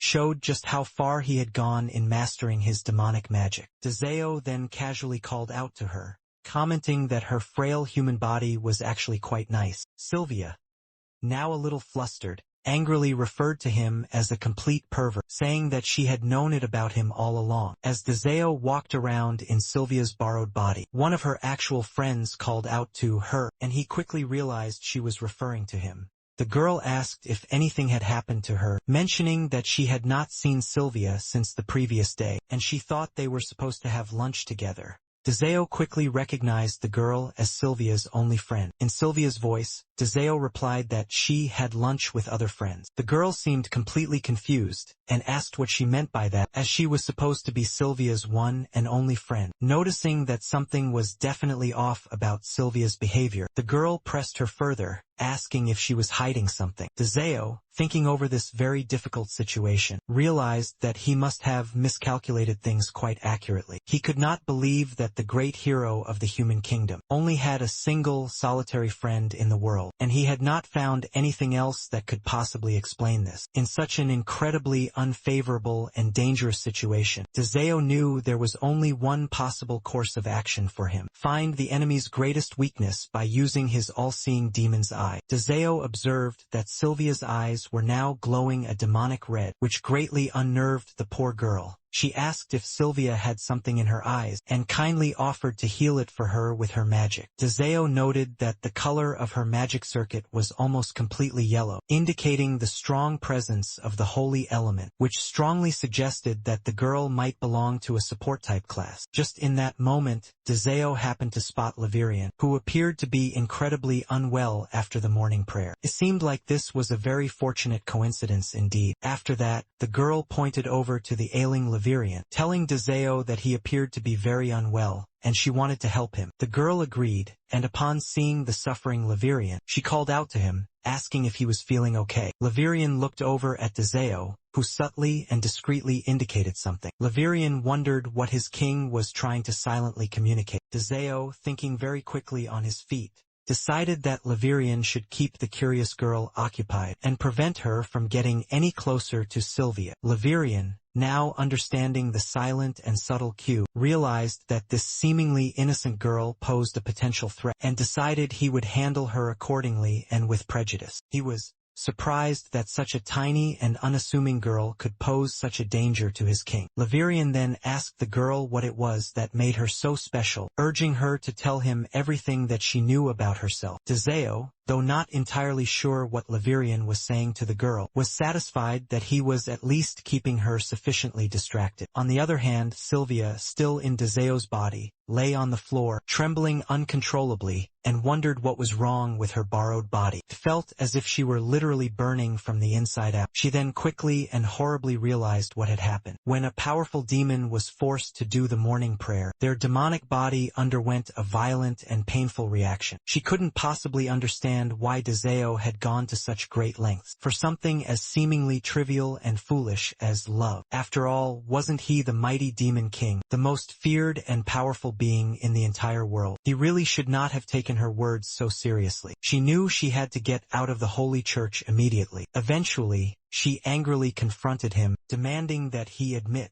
that he was doing something suspicious with her body yet again. When he flatly denied it, she insisted that they could not keep going on like this, and that they absolutely needed to hurry and figure out how to switch their bodies back to normal. Deseo, however, thought that he could not possibly let her know that he had been using her body to inquire about the meaning of love. For some strange reason, everyone became incredibly nervous, or their faces would turn a bright red whenever he brought the subject up, which made him realize that it must be a highly guarded national secret, something sacred or perhaps even taboo to talk about so openly. As they walked together, they happened to overhear some other girls whispering about the mysterious nature of their close relationship, speculating that they might secretly be in love. Sylvia, still trapped within Deseo's large body, felt a horrible sinking feeling deep in her stomach. She had a very bad premonition about what was being said. Instructor Edward then angrily approached them, visibly frustrated, and pointed out that it was only the first week of class, and yet they were already arriving late to his very important class. He looked especially angry at the person he thought was Deseo, but in reality, it was Sylvia trapped inside Deseo's body. He demanded that he immediately do 100 push-ups as punishment. Edward then clarified that he did not mean any offense to her personally, but reminded her that she could rejoin the class right away. As Sylvia began to struggle to do the push-ups, Deseo, observing the entire embarrassing situation, remarked that this was exactly how privilege worked among humans. Sylvia, still struggling with the difficult push-ups, apologized, acknowledging that she was currently at a very severe disadvantage. Once the grueling push-ups were finally over, Edward instructed all of the students to listen to him carefully. For that day's important field practice, they were all going to participate in a very special activity, a friendly match of tag against another one of the classes. The students were all very surprised by this news, and unsure if it would be a fair match to play against another class. The exorcism class, after all, only had a very small number of total students. One of them reassured all of the others, noting that they had the mighty Sylvia on their side, so there was absolutely nothing for them to worry about. B from the priest class. A desperate prayer for opponents who weren't physical titans. The instructor's sharp command cut through their chatter, and in that very instant, the legendary Templar class made their grand entrance. A palpable wave of dread washed over the exorcist students. For the Templar class, a bastion of pure-blooded arrogance, had barred its gates. To any student not of noble lineage, they were the undisputed elites. Their ranks were comprised almost entirely of the firstborn sons. From the most influential and powerful noble houses, Dezeo mused on their polished, arrogant appearance, curious about their specialty. Sylvia explained that their sole expertise was in pure combat. They had been rigorously trained to master all 7 elements of magic. Their signature fighting style involved compressing that raw magic to forge devastatingly powerful ethereal weapons. Dezeo replied that he recalled fighting something vaguely similar, though it was not nearly as annoying as her own unpredictable fighting style. Sylvia retorted that such praise came directly from the demon king himself, and she would graciously accept that as a high compliment. As their instructor, Edward, was conversing with the leader of those individuals, Dezeo, through Sylvia's eyes, recognized the pompous leader from the entrance exam. She then noticed the boy was looking directly toward her. He bowed with profound respect towards Sylvia's body, expressing what a tremendous honor it was to meet her again. He admitted that he would never forget the incredible moment when she had dazzled them all with her amazing meteor magic. During the intense entrance examination, that singular exhibition had motivated them all to train harder, in the faint hope of becoming as powerful as her. One day, Dezeo, still inside of Sylvia's body, thought to himself that at last, it was Sylvia's own skill at play. The boy then pointed a finger towards Dezeo's body, saying that Sylvia had used her influence to help him get into the Holy Academy, while Dezeo himself had done absolutely nothing during the exam. He added that now all those lowly peasants did was follow her around like puppies. Dezeo, still inhabiting the shell of Sylvia's body, retorted that it was because she was intensely interested in him, to the point where she couldn't even sleep thinking about him all night. He was utterly invested in uncovering his secrets, which was precisely why he was always following him around. Of course, he had momentarily forgotten he was in her body, which undoubtedly and utterly confused the nobles. The man wondered if that was truly and honestly the case, and if so, if that was what the great lady saint truly wanted. He decided it was best not to question the matter any further. Edward then spoke up, stating that since they were all now present, he would humbly offer them all a formal invitation. The noble boy replied that they would be truly and deeply honored if the lady saint herself wished to join their esteemed class, where only the absolute best of the best were received. The best facilities made it the only right place for someone like her. He then assured her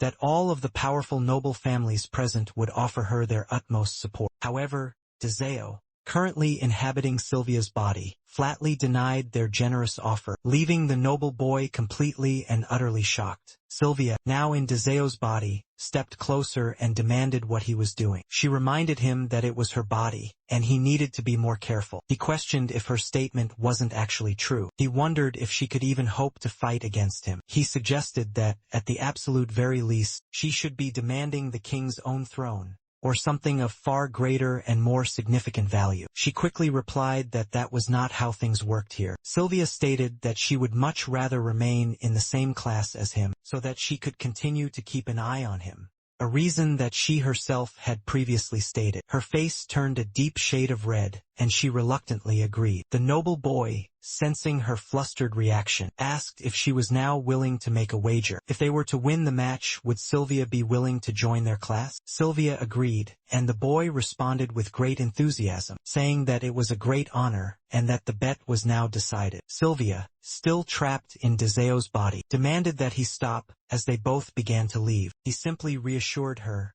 saying there was no need for her to worry, and that it would all be fine. She retorted that there was plenty for her to worry about. Deseo, still in Sylvia's body, turned to her, pointing out she had forgotten one very important thing. Right now, he was the beloved hero of the human kingdom. He could fight without holding back any of his immense power, and no one would so much as bat an eye at his actions. A bolt of terror shot through Sylvia. She urgently shrieked at him to stop trying to kill everyone. While he was still wearing her face, the scene shifted to the Olsen Forest, the designated training grounds of the Goddess Stella Academy. Edward gathered all the students and outlined the rules of the match. The sole objective was to take down as many opposing class members as was possible. Their uniforms had been specially enchanted to withstand a single fatal death blow, allowing them to fight at their full power. Those who were defeated, whether by losing the entire match or by having their uniforms' magical protection used up, would be considered out. A magical barrier would then appear around them, preventing them from both attacking and from being attacked. The very first class to eliminate half of the opposing team would be declared the decisive winner of the match. There were 42 students in the formidable Templar class, while the lowly Exorcist class had only 9 students in total. Edward instructed all the students to take their starting positions, and made it perfectly clear that he would not entertain any complaints. Sylvia observed the smug, superior boy among their many opponents, and remarked that he must have set this whole thing up with the instructor earlier, which would certainly explain his brimming confidence. Deseo wondered if that theory were indeed true, and noted that humans had a definite tendency to take indirect approaches. Couldn't be helped, though.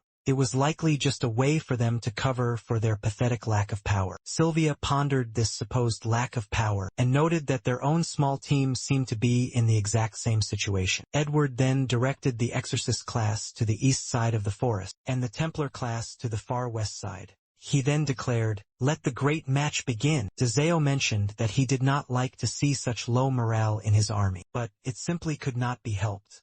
Levirian asked him to wait a moment. Without a moment's hesitation, Deseo used his powerful rampage skill, and suddenly, his new soldiers were filled with an uncontrollable surge of rage. He declared that he had developed an intense and unquenchable thirst to eliminate the entire Templar class. Sylvia quickly and forcefully intervened, dispelling Deseo's power by telling him not to use that dark, buff skill on their innocent human classmates. Deseo then conjured several more powerful magic circles, determined to end this entire match quickly, and all by himself, as he prepared to unleash his devastating Soul Crusher attack, making the enormous magic circle appear in the sky. Levirian asked if he was attempting to annihilate absolutely everyone. The students were shocked to see the blinding, terrible light, and wondered what in the world was happening. Sylvia, now gravely and deeply concerned, begged Deseo for his forgiveness, and used the sacred seal of light on him, explaining that she had temporarily sealed Deseo's immense magic to ensure the safety of all of the other students. Deseo noted that this sacred seal was a very unusual and potent skill. He could no longer feel the powerful flow of his own magic. He could break the seal, but doing so would take far too much time. Determined, Deseo rushed forward into the fray, deciding to now rely solely on his overwhelming brute force. Sylvia was shocked and pleaded desperately with him to stay still. Meanwhile, a boy from the Templar class was walking through the forest, muttering to himself that he, at the very least, needed to defeat one single Exorcist student to impress his leader, Roland. Suddenly, someone struck him from behind and stole all of his clothes. The mysterious figure then donned the stolen Templar uniform, and remarked that the human kingdom's border was far too easy to cross. It was now time to challenge the so-called hero, and to finally prove to the noisy Levirian that he was truly worthy of sitting on the king's magnificent throne. The person was none other than the second general of Deseo. A group of Templar students walked together and soon spotted Deseo, though it was actually Sylvia, still trapped inside of Deseo's body. She let out a heavy sigh, realizing that she had no choice but to handle things all by herself, before Dezeo decided to do anything even more strange. The boys, still thinking it was actually Dezeo, prepared to attack him all together at once. Sylvia quickly offered a mock apology, and then, with a swift and casual motion of her hand, exerted an immense pressure that sent them all fleeing in every direction. She marveled at the incredible power of Dezeo's demon body, feeling as though the magic was constantly and endlessly surging from within. Without the proper and precise control, everything around her, even the very ground beneath her feet, could easily be destroyed. Edward, watching the chaos unfold from a safe distance, was shocked to see the elite Templar students falling one by one. He realized with dawning horror that giving the Templar class an advantage had been utterly meaningless in front of the might of Sylvia. Meanwhile, Roland and a boy nearby heard the massive commotion, and wondered what on earth was happening. Roland thought to himself that he had specifically told them to avoid Sylvia, and to instead focus on attacking all of the others. The boy, however, corrected him, saying that it was not Sylvia who was causing the trouble, but rather, it was the one who was truly and undeniably dangerous in that class. The mysterious boy with the platinum hair, Levirian. The boy then reminded Roland that Levirian had gravely warned him not to even attempt to reveal the Demon King's true identity. If he did, that cursed demonic hand would surely devour him whole, turning him into a mindless monster right before he died. Roland told the boy not to exaggerate such foolish things, and to focus on defeating the 5 remaining students from the exorcist class, making absolutely sure to avoid Sylvia at all costs. But suddenly, Dezeo, in Sylvia's body, appeared right in front of them, remarking that finally he had found them too. The boy, now clearly and deeply frightened, stammered that this was not supposed to be a real fight, and asked if she would let them all go peacefully. He desperately pointed out that there were still plenty of Templar students around. When Sylvia did not immediately respond, the boy added that if she was fine with it, they would be leaving right now. However, just then, the second general appeared in front of Sylvia's body, declaring that he had finally found the hero, and challenging her to a glorious one-on-one battle. But in reality it was Dezeo, the Demon King himself, who was observing from the nearby shadows, absolutely shocked to see his general, Gale, standing there. He wondered what on earth he was doing here. Gale explained that he had seen the hero walk into their sacred castle, brazenly wearing the king's own personal armor, and that was more than enough reason for him to challenge her to a fight, both for his own personal fun and to defend the pride of the Demon Kingdom. He then rushed to attack her with incredible intensity, while the terrified boy and Roland attempted to flee. However, they halted near a tree, and Roland wondered what was happening now. Gale remarked that, as he had expected, the hero was indeed impressive, and not at all weak. Dezeo, completely unsure of what to do, realized that trying to explain the bizarre situation to someone like Gale would be utterly pointless, so it was better to simply play along. As Gale launched yet another powerful attack, the hero stood firm, and Gale commented that only their king had ever been able to face his direct strikes. They had never fought in a real battle before, and it seemed as though she already knew all of his moves. Dezeo, using Sylvia's hands to block all the incoming attacks, thought to himself that he had already anticipated all of them. Gale, now completely perplexed, wondered why none of his powerful punches were managing to land. Dezeo then seized Gale's hand and struck the ground with immense force. Roland, still hidden behind the relative safety of the bushes, observed that it was typical of the noble Templars to act with such courage. He praised Gale's incredible bravery in standing up to the hero, and speculated about which powerful family this Gale might come from. The other boy, deep in thought, concluded that there was no way a monster could be a student. He was absolutely certain those horns belonged to a real demon. Dezeo thought to himself that this was all truly incredible. No matter how much he relied on the power of Sylvia's body, her physique and her magical energy never seemed to diminish at all. It was as if she was constantly and passively absorbing the surrounding natural energy, and then making it completely her own. This certainly explained how she was able to keep up with him so consistently. Perhaps he would try a powerful punch just like Gale's, and that would be enough. Gale, getting back onto his feet, praised her and mentioned how incredibly exciting all of this was. But he then dismissed her power as nothing special. As he spoke those words, Dezeo rushed forward and delivered a punch so powerful that it forced Gale to stumble far backward, feeling an immense and overwhelming pressure. Even Roland and the other boy could feel the incredible pressure. Gale, however, managed to strike back, breaking apart an entire mountain with his single blow. Meanwhile, safely back inside the academy building, people were wondering if there had just been an earthquake, as the entire ground was still shaking violently. Someone mentioned that they had detected a very dense, dark aura emanating from the residential area earlier that morning, and wondered what in the world was going on that day. Sylvia, still trapped in Deseo's body, thought to herself that he needed to stop messing around by using her precious body. Gale stood up, telling the hero that she had truly done it this time. He had not expected her true power to be so incredibly formidable, and if that was truly the case, he would now fight seriously from this point on. Deseo told him to go ahead and try his best. Just in that moment, Sylvia,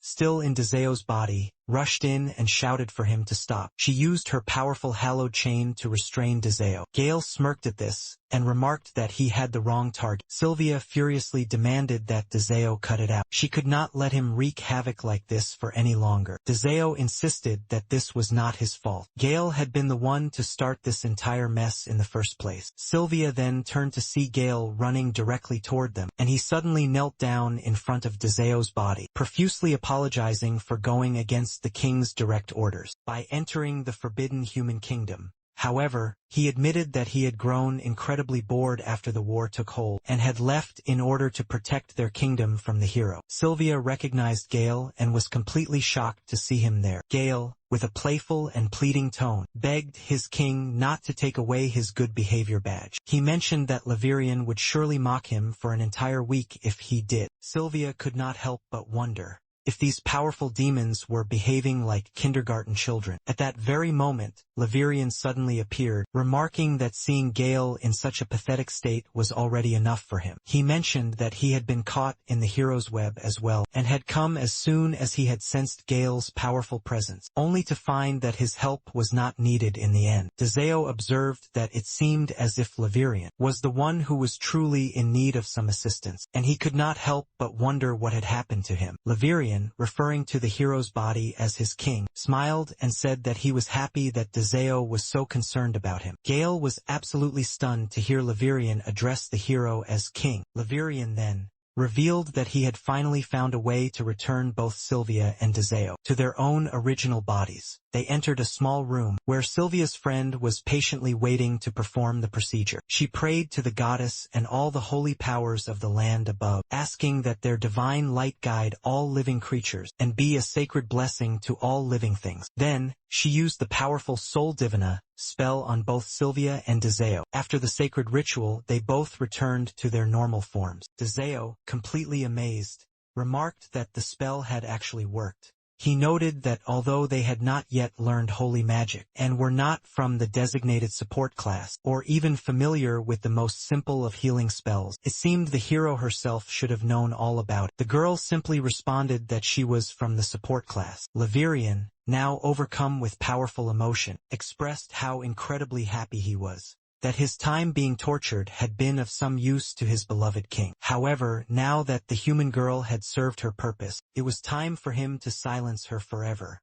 He could not let her jeopardize Deseo's perfect disguise. Sylvia, completely enraged, was about to act when the girl used a healing spell on Laverian, causing him to immediately collapse to the ground. Sylvia muttered that it seemed she was not needed after all. Deseo, still observing the bizarre scene, found the effect of the healing spell to be incredibly intriguing. As all of the students gathered around once more, Edward made an announcement that they had brought all of the injured students to the healing room, and he was now pleased to declare that the exorcist class had, quite unexpectedly, won the match. The students praised Deseo for his efforts, claiming they could not believe it was him and not the hero lady. One girl then added that Deseo had done everything, so that Sylvia would not have to move to the Templar class, calling it an incredibly sweet gesture on his part. However, the truth of the matter was that Sylvia was the one who had done everything, and no one at all knew this fact. Roland told the boy that he was not sure what had just happened. The very last thing he remembered was being blown away by a sudden and incredibly strong wind, right before he had passed out. The boy quickly agreed with this, though he suspected it was all a lie. How could he possibly explain that his new demon-enhanced strength had allowed him to withstand such a truly fierce and brutal battle? He realized that he would now need to keep his distance from those demons. Roland then confidently approached Dezeo and, while admitting his loss, stated that, as a true gentleman, he would honor his bet by not taking Sylvia with him. He also had a present to give to Dezeo for his bravery. He then placed a friendly hand on Dezeo's shoulder, adding that while he might not be of noble birth, Roland would graciously accept him as his personal bodyguard. Everyone knew that this was a position very close to that of a true friend. Levirian,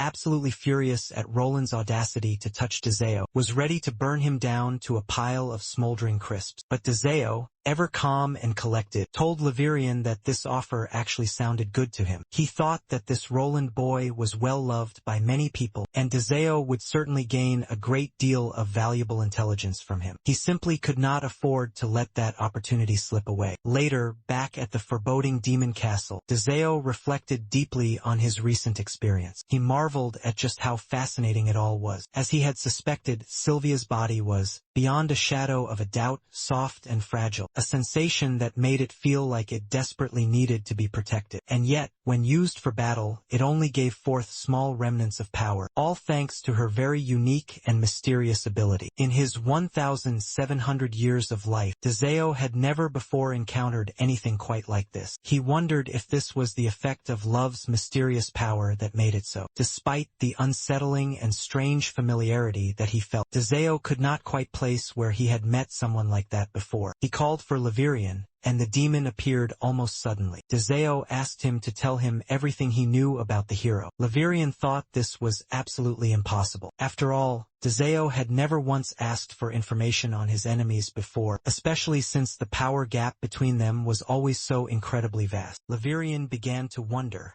if this was all part of his king's new approach to defeating the hero. Dezeo then urged him to do his very best to gather all of the available information on the hero. After some time had passed, Levirian returned with his findings. He explained that ever since the day Sylvia was born, she had been divinely blessed by the goddess Stella, the very same deity worshipped by the human race and many others in the Alliance. Because of this divine blessing, Sylvia possessed a remarkably strong body, an unlimited source of mana, and a strength that was beyond ordinary comprehension. The Holy Church had taken her in at a very, very young age to teach her all the ways of the goddess Stella and to keep her isolated from the tainted and corrupted outside world. As a result of this, Dezeo, now very curious, mentioned that there was some magic footage of the holy girl from when she had first become a saint.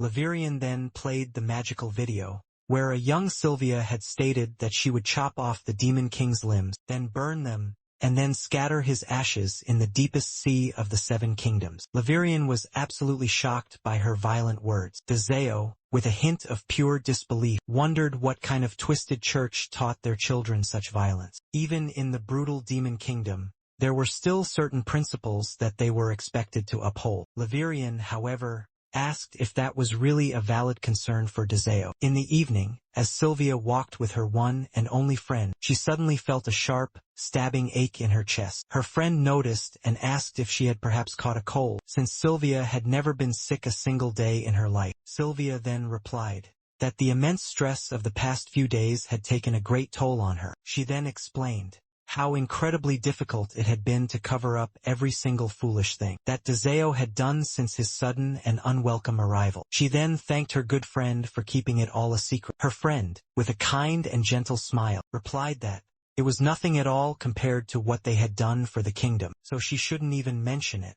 Still, the girl could not help but wonder why Sylvia had been hiding a couple of powerful demons inside of the academy. She chose not to ask about it, trusting that Sylvia was too much of a straightforward person to be plotting anything truly nefarious with them. After all, Sylvia would not even so much as hold hands with boys. Sylvia, remembering Dezeo, smirked and reminded her friend that he did hold her hand just recently. She then paused for a moment before adding that, though technically, it was not really her holding the hand of a boy. Dezeo was currently inside of her at the time. The girl blinked her eyes in complete surprise, then chuckled, understanding the bizarre context. Well, he was lucky, and if she did not know the actual truth, her saintly reputation would surely be shattered. Sylvia's eyes widened in absolute shock and asked what they were now talking about.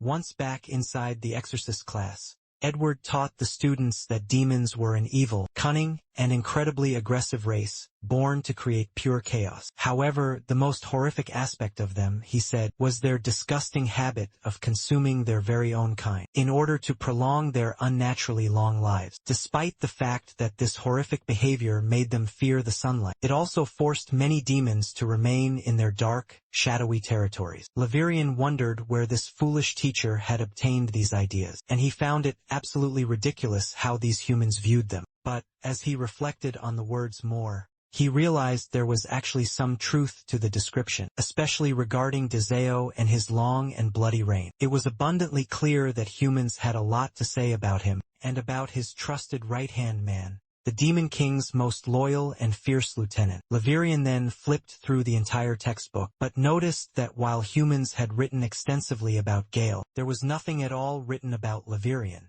This fact greatly puzzled him.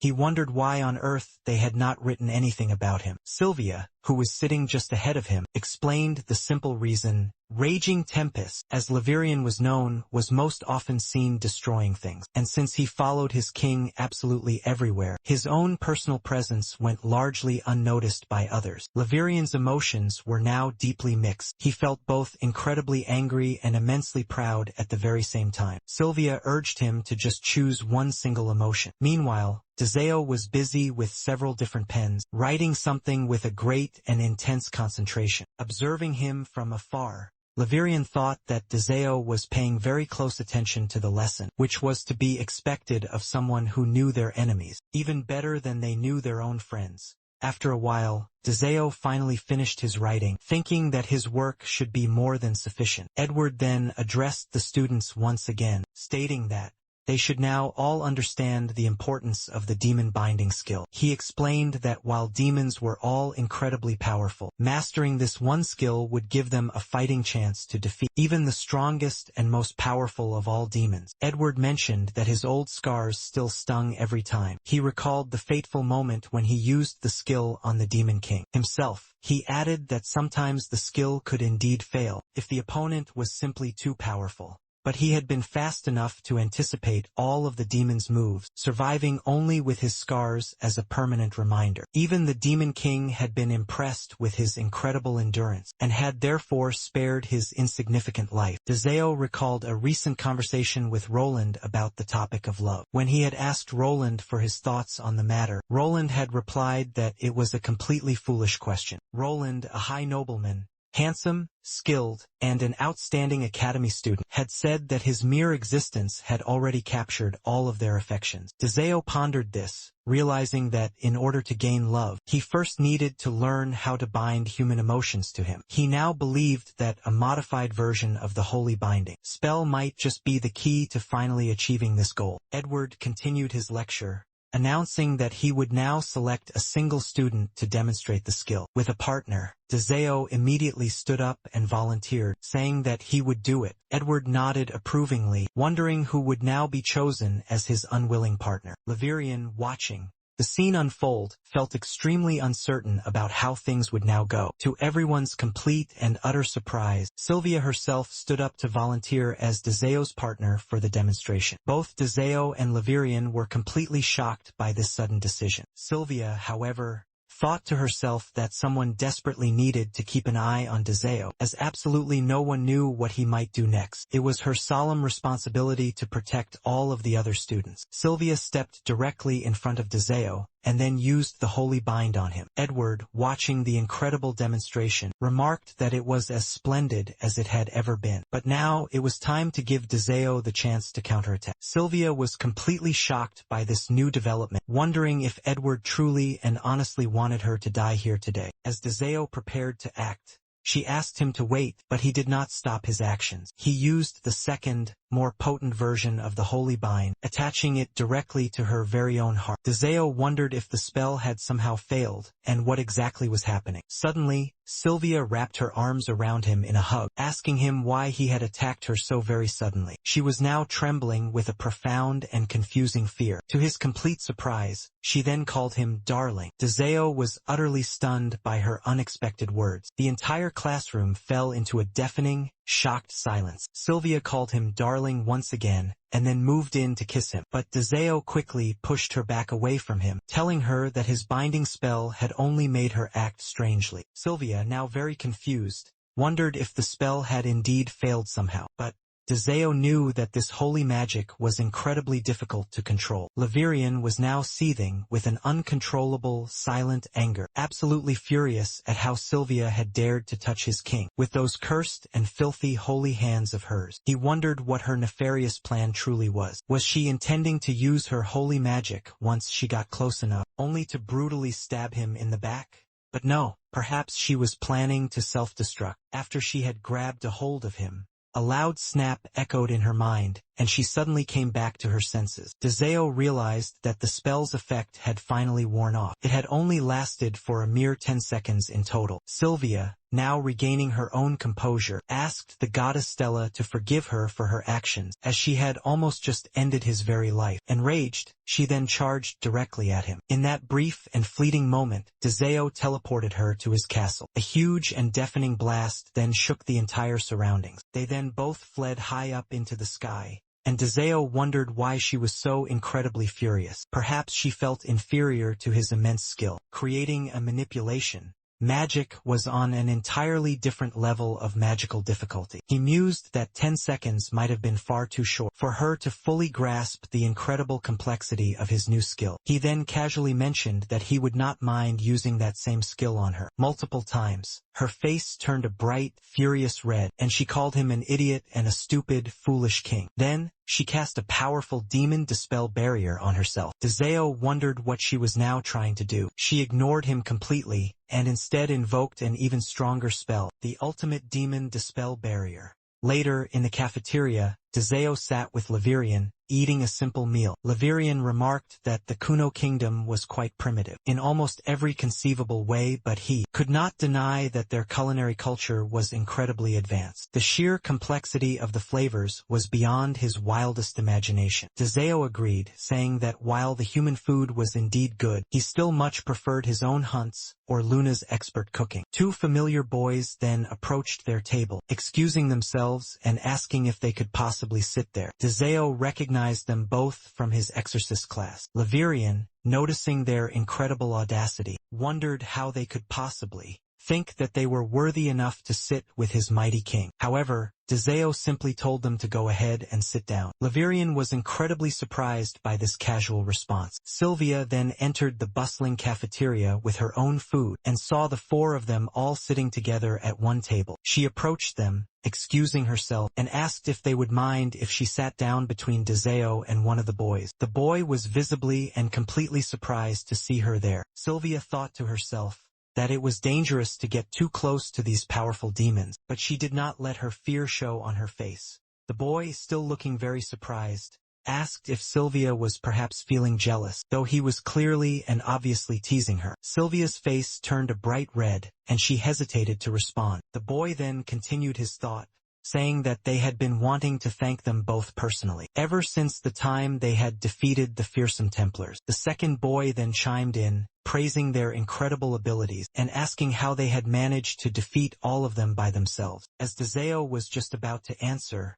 intending to give all the credit to Sylvia, she quickly interrupted him by asking who had taught him how to fight. She then added that they had spent a lot of time sparring together. The first boy, now understanding, commented that sparring with Sylvia herself must have been the reason he was so strong. Levirian, watching the entire conversation unfold, remarked that Sylvia's movements were indeed silky smooth, and that Dezeo was undeniably and incredibly strong, a true genius who had endured great hardships and had trained endlessly. She remarked that the two commoners wouldn't grasp his elaborate games, or his absurd role-playing. The second boy let out a laugh, telling Levirian that he was certainly quite the character. He'd always been curious why Levirian insisted on calling Dezeo king. Sylvia thought to herself This entire group conversation was becoming increasingly exhausting. Just then, Sylvia's friend, Mandarin, suddenly appeared, remarking how lovely it was to finally see Sylvia again, and that she had been searching all over for her. Laverian was instantly startled by her sudden appearance, and immediately demanded to know what she wanted. He warned her that her cowardly sneak attacks would not work on him a second time. She retorted, saying he was the one who had tried to attack her in the health room. Laverian shot back that her very position had practically invited an assault. The first boy commented on the pristine white dress the girl was wearing. The second boy noted that this must mean she was of noble birth. The first boy then guessed that Dezeo and Laverian must also be special. The second boy thought out loud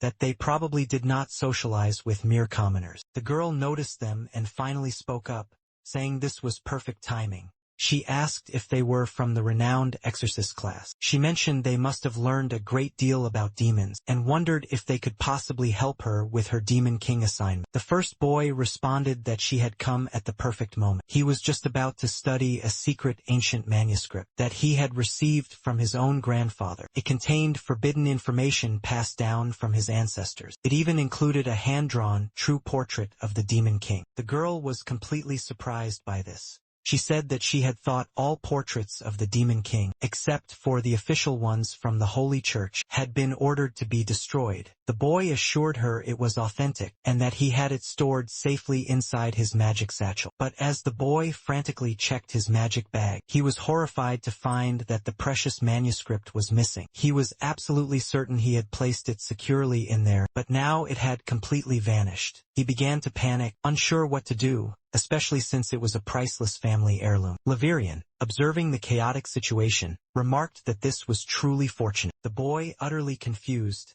demanded to know how this could possibly be considered fortunate. Later that same night, Sylvia was holding the stolen book, carefully examining the detailed portrait.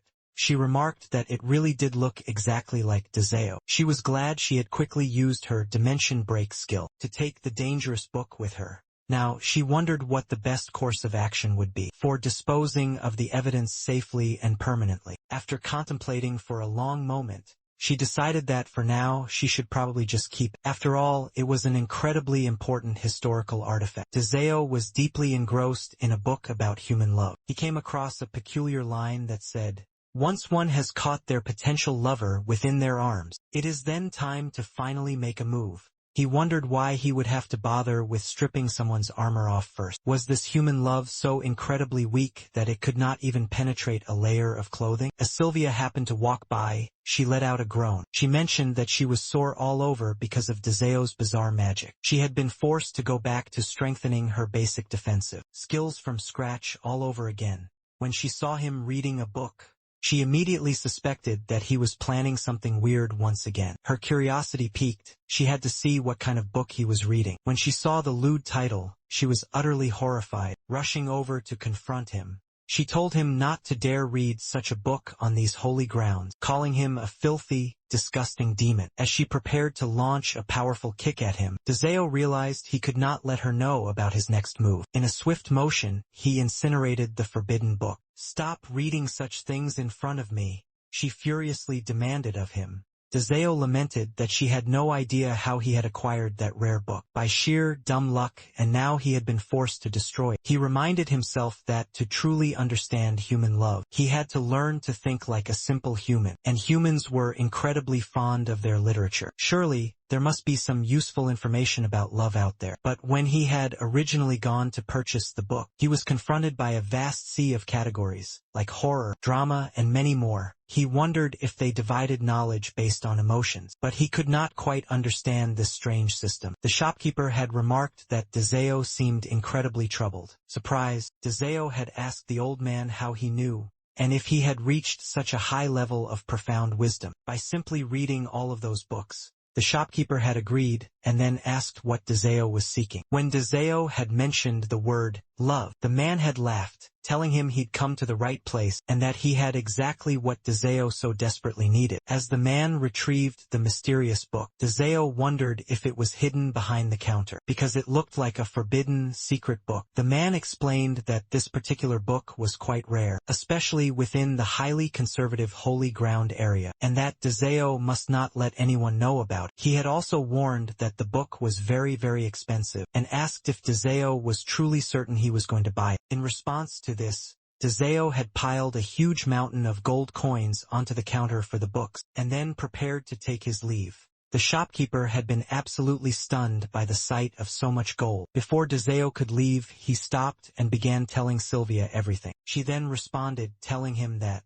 reading such a pathetic book would not teach him anything about true love. She swore an oath she would never tell him anything about it, and insisted he would never find anything of value in that wretched book. However, she was now deeply concerned that he would continue to keep such a book. Shocked by her reaction, Dezeo burned all the books, and wondered where his general had gone, the one who usually lingered nearby him like a shadow. Sylvia asked if they were planning to do anything strange again. Dezeo simply replied that Laverian had some important business that needed to be handled with his human intelligence asset, and that it was something that could only be paid for privately. Sylvia was completely taken aback by this statement. She referred to all demons as the exact same kind of scum, accusing them of tempting innocent humans in a very dirty way. Dezeo then clarified that it was with one of her very own friends. Sylvia, completely furious upon hearing this revelation, rushed forward at the speed of lightning,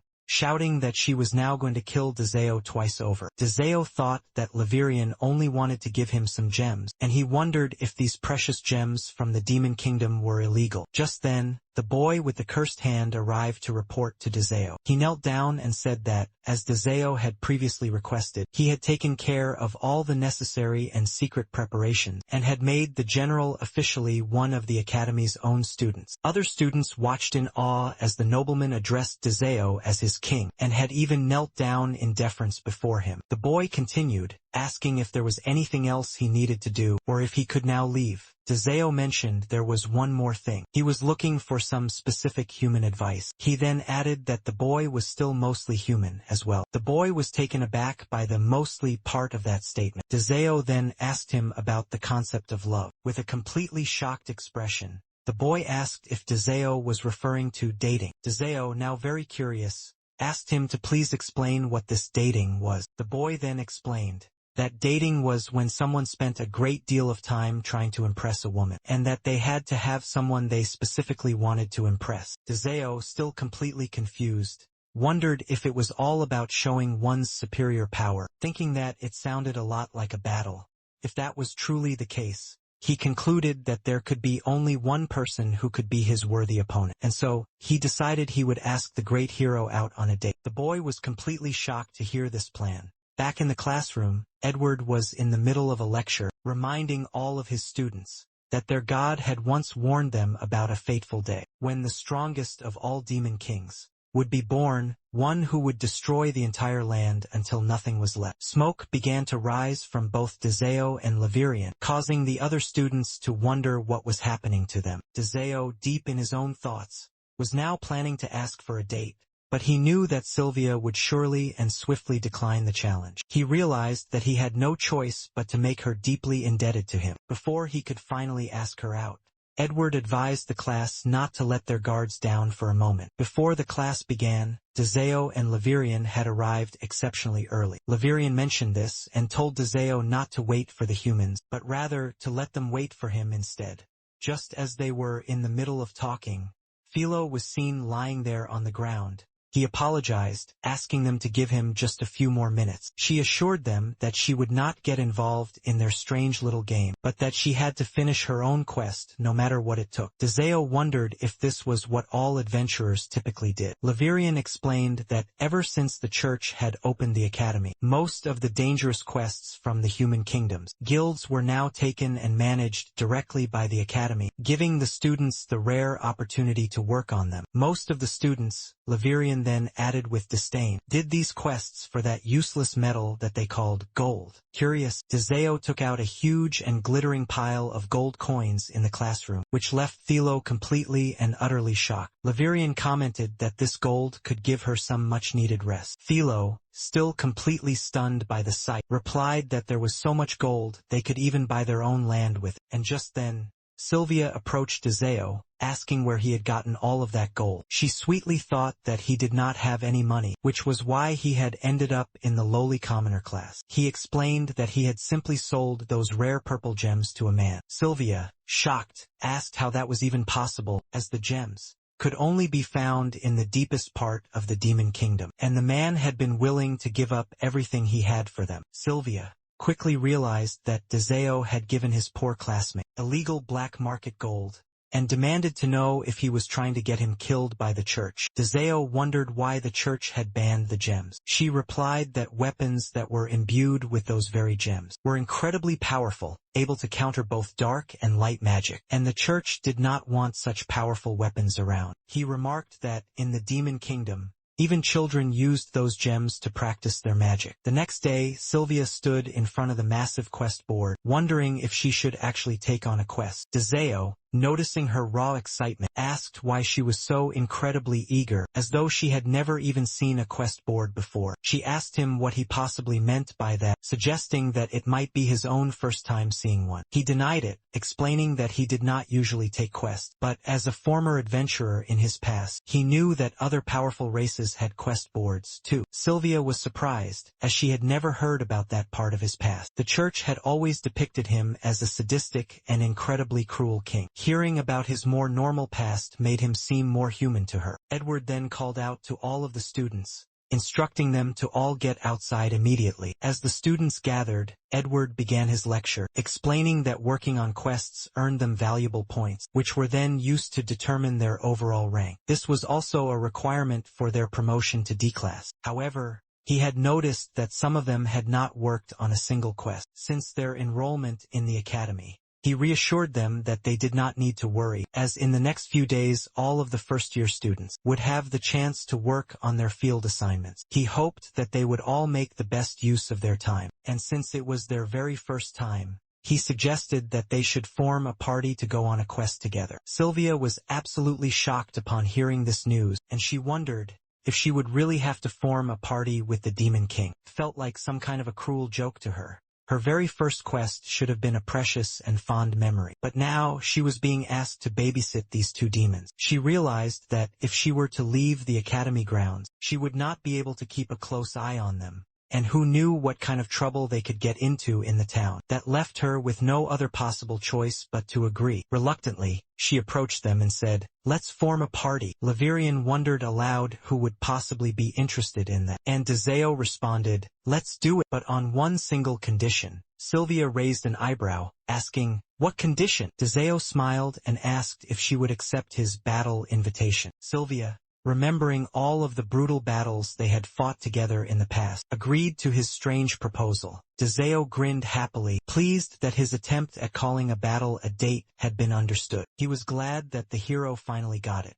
Sylvia could not help but wonder why he was so incredibly excited. As they stepped out of the Grand Academy, Sylvia noticed that Laverian was with them, and she remarked that she had guessed he was not going to join them. Laverian responded to her with a playful smile, saying that it was a completely silly question. He would forever be in the very same party as his beloved king. He then flew away, leaving Sylvia with very little to say in response. Sylvia, thinking about their strange party composition, mentioned that they would now need a healer from the priest class. Laverian, however, simply dismissed her sensible assumption, stating that their superior regeneration skills did not require a healer. Sylvia then brought up the subject of Renata, her friend, and said she would be joining their party as the healer. Laverian raised a single, skeptical eyebrow, suggesting that Renata would do more harm than actual good in their party. Sylvia shrugged her shoulders, acknowledging that he had a point. As they walked, Philo suddenly approached them, calling for them to wait. He asked if he could join their party as well. After seeing that their quest was taking them to Mona's town, which was his own hometown, he offered to help them along the way. Sylvia agreed, and Philo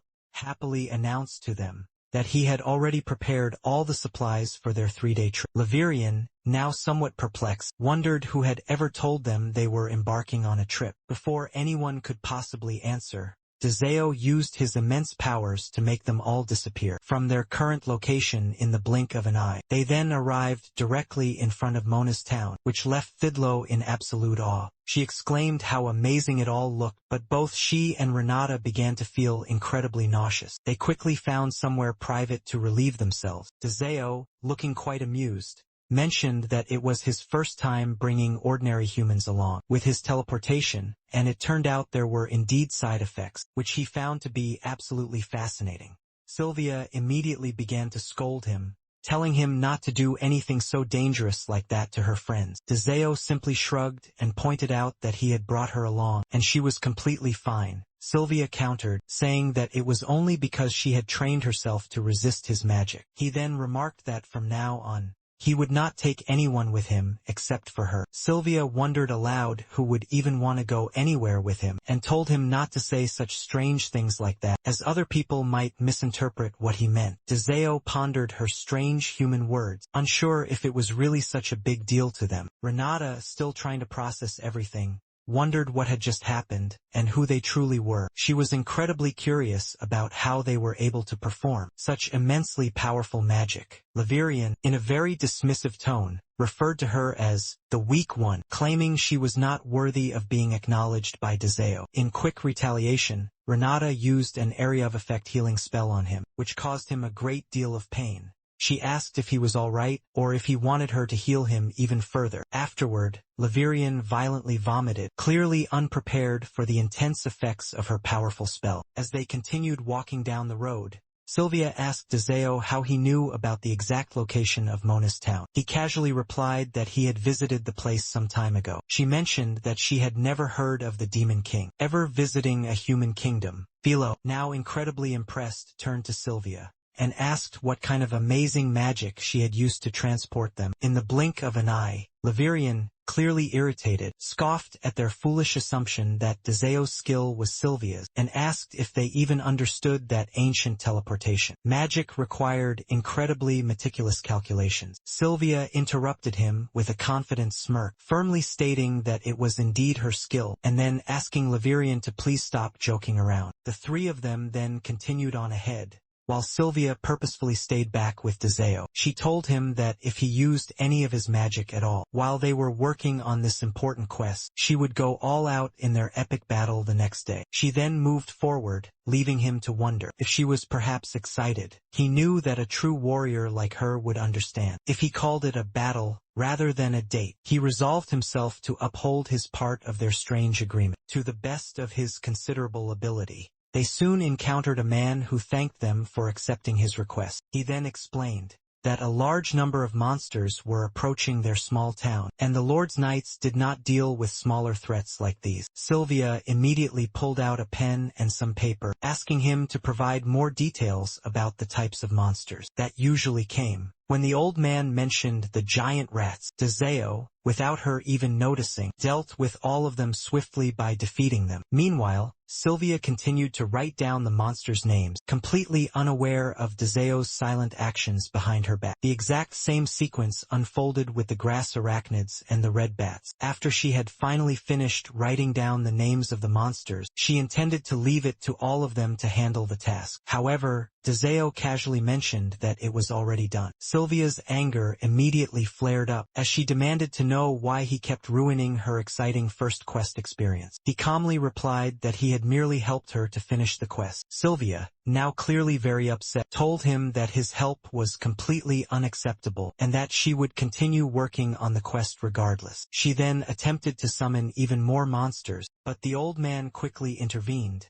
telling her that it was more than enough, and that there was no need to make them completely extinct. Feeling disheartened, Sylvia sighed and said that it all felt pointless now. All of her excitement had vanished, and it no longer felt like a real quest. She bitterly realized how incredibly foolish she had been to think she could have a normal experience with them around. The old man, seeing her obvious distress, reassured her that she had done a truly marvelous job, and that they were all truly and deeply grateful. He explained that it was very rare to find any adventurers willing to take on a simple quest with so very little reward, and they sincerely thanked her for her efforts. Sylvia responded with great modesty, telling him not to mention it at all. Laverian, with a very dismissive tone, told the old man that they were forced to take such a lowly quest, and that he should be thankful to Deseo for even stepping in to help. Sylvia, growing even more irritated, punched Laverian and then turned back to the old man, explaining that it was their very first quest together, which was precisely why they had chosen to do it. The old man nodded and then mentioned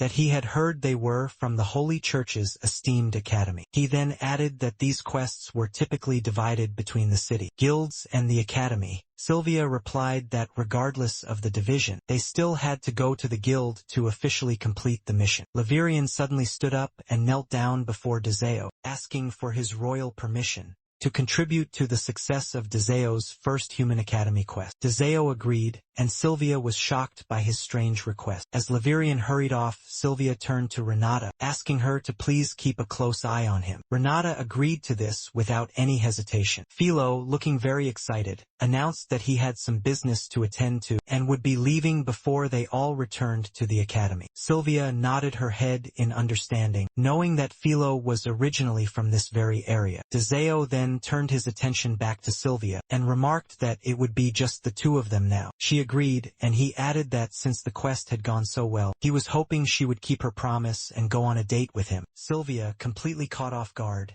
looked at him in surprise and asked if he had just mentioned a date. The scene shifts to a strange and incredibly desolate place, where a single ruined building now stands. A girl, her face completely hidden by a dark overcoat, stands there quietly, reflecting that it was about time they all stopped celebrating. It had now been a full month since the war on the demon continent, and yet there was still absolutely no sign of the demon king. Many people had gathered nearby, listening intently to her words. She continued, stating that all the kingdoms of the other 6 races had since withdrawn from the vast battlefield. The Kira's party had also been disbanded, and they had returned to their own respective kingdoms. Now, only the hero Sylvia remained in the human kingdom, and it could be the perfect and opportune time for them to capture her. Turning to her queen, she relayed all of the latest information, explaining that Sylvia was currently at the Goddess-Stella Academy. She noted that Sylvia was so incredibly powerful that she could even hold her own against the mighty Demon King, while the hero's true power had not yet fully awakened. Facing the generals of the formidable Demon Kingdom, who had already reached their absolute full potential, was a much more challenging and dangerous task. This, she now believed, was their golden opportunity. The queen, listening very carefully, acknowledged that the girl was indeed strong enough to finally confront the hero. At the present time, however, she advised extreme caution in dealing with her. The queen then entrusted the important task to her subordinate, 11. Standing at attention, she agreed to the queen's command without hesitation. The scene shifts back to the academy, where Stisha tells Sylvia that it is already more than enough. But Sylvia glares at her, replying firmly that it is not enough. They were currently focused on the difficult task of healing Deseo, Laverian, and Philo all at the same time. Sylvia insists that the victim was on the very verge of death, so they must all do their best to completely heal him. She then asks Stacia not to lose her hope just yet. Stacia then responds, explaining that the situation was not unfolding as they had hoped. Deseo, his voice now very weak, calls out for Sylvia to please come closer to him. She responds to him sternly that the dying should not be talking. He then asked why she had not come to their scheduled date the day before. Sylvia,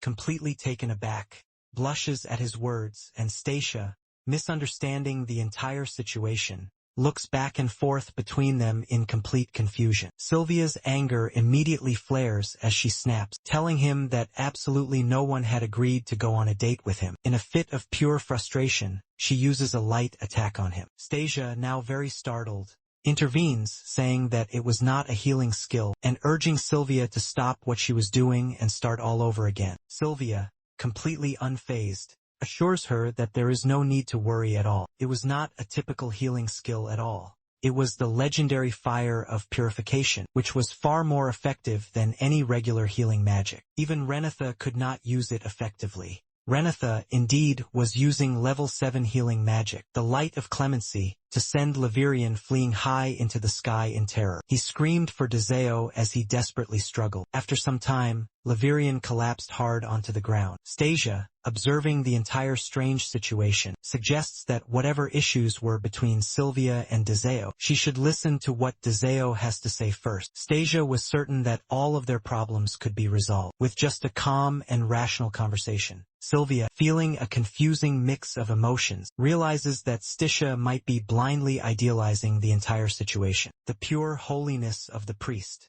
Class students truly seemed to be on another level entirely. Sylvia reluctantly agreed to talk with him, wondering how he could possibly think that she wanted to go on a date with him. All he had done so far was ruin her highly anticipated first school experience since arriving at the Holy Academy. When Deseo remarked that it seemed like she was enjoying herself, Sylvia immediately and vehemently denied it. He reminded her that she had promised to go on a date with him, and that he had agreed to be in the same party as her, helping her to complete the dangerous quest. She had also agreed to battle right alongside him. That, he now claimed, was what a date was. Sylvia, still very much confused, wondered aloud if that was really what a date was. Deseo, in response, explained that a date was a time to impress someone, and there was no better way for him to do so than by showing his clear superiority in a glorious battle. Shocked, Sylvia immediately told him that that was not what a date was like at all. Stasia, watching the entire bizarre exchange, was now troubled to contain her bubbling laughter. Sylvia, trying to clarify the matter,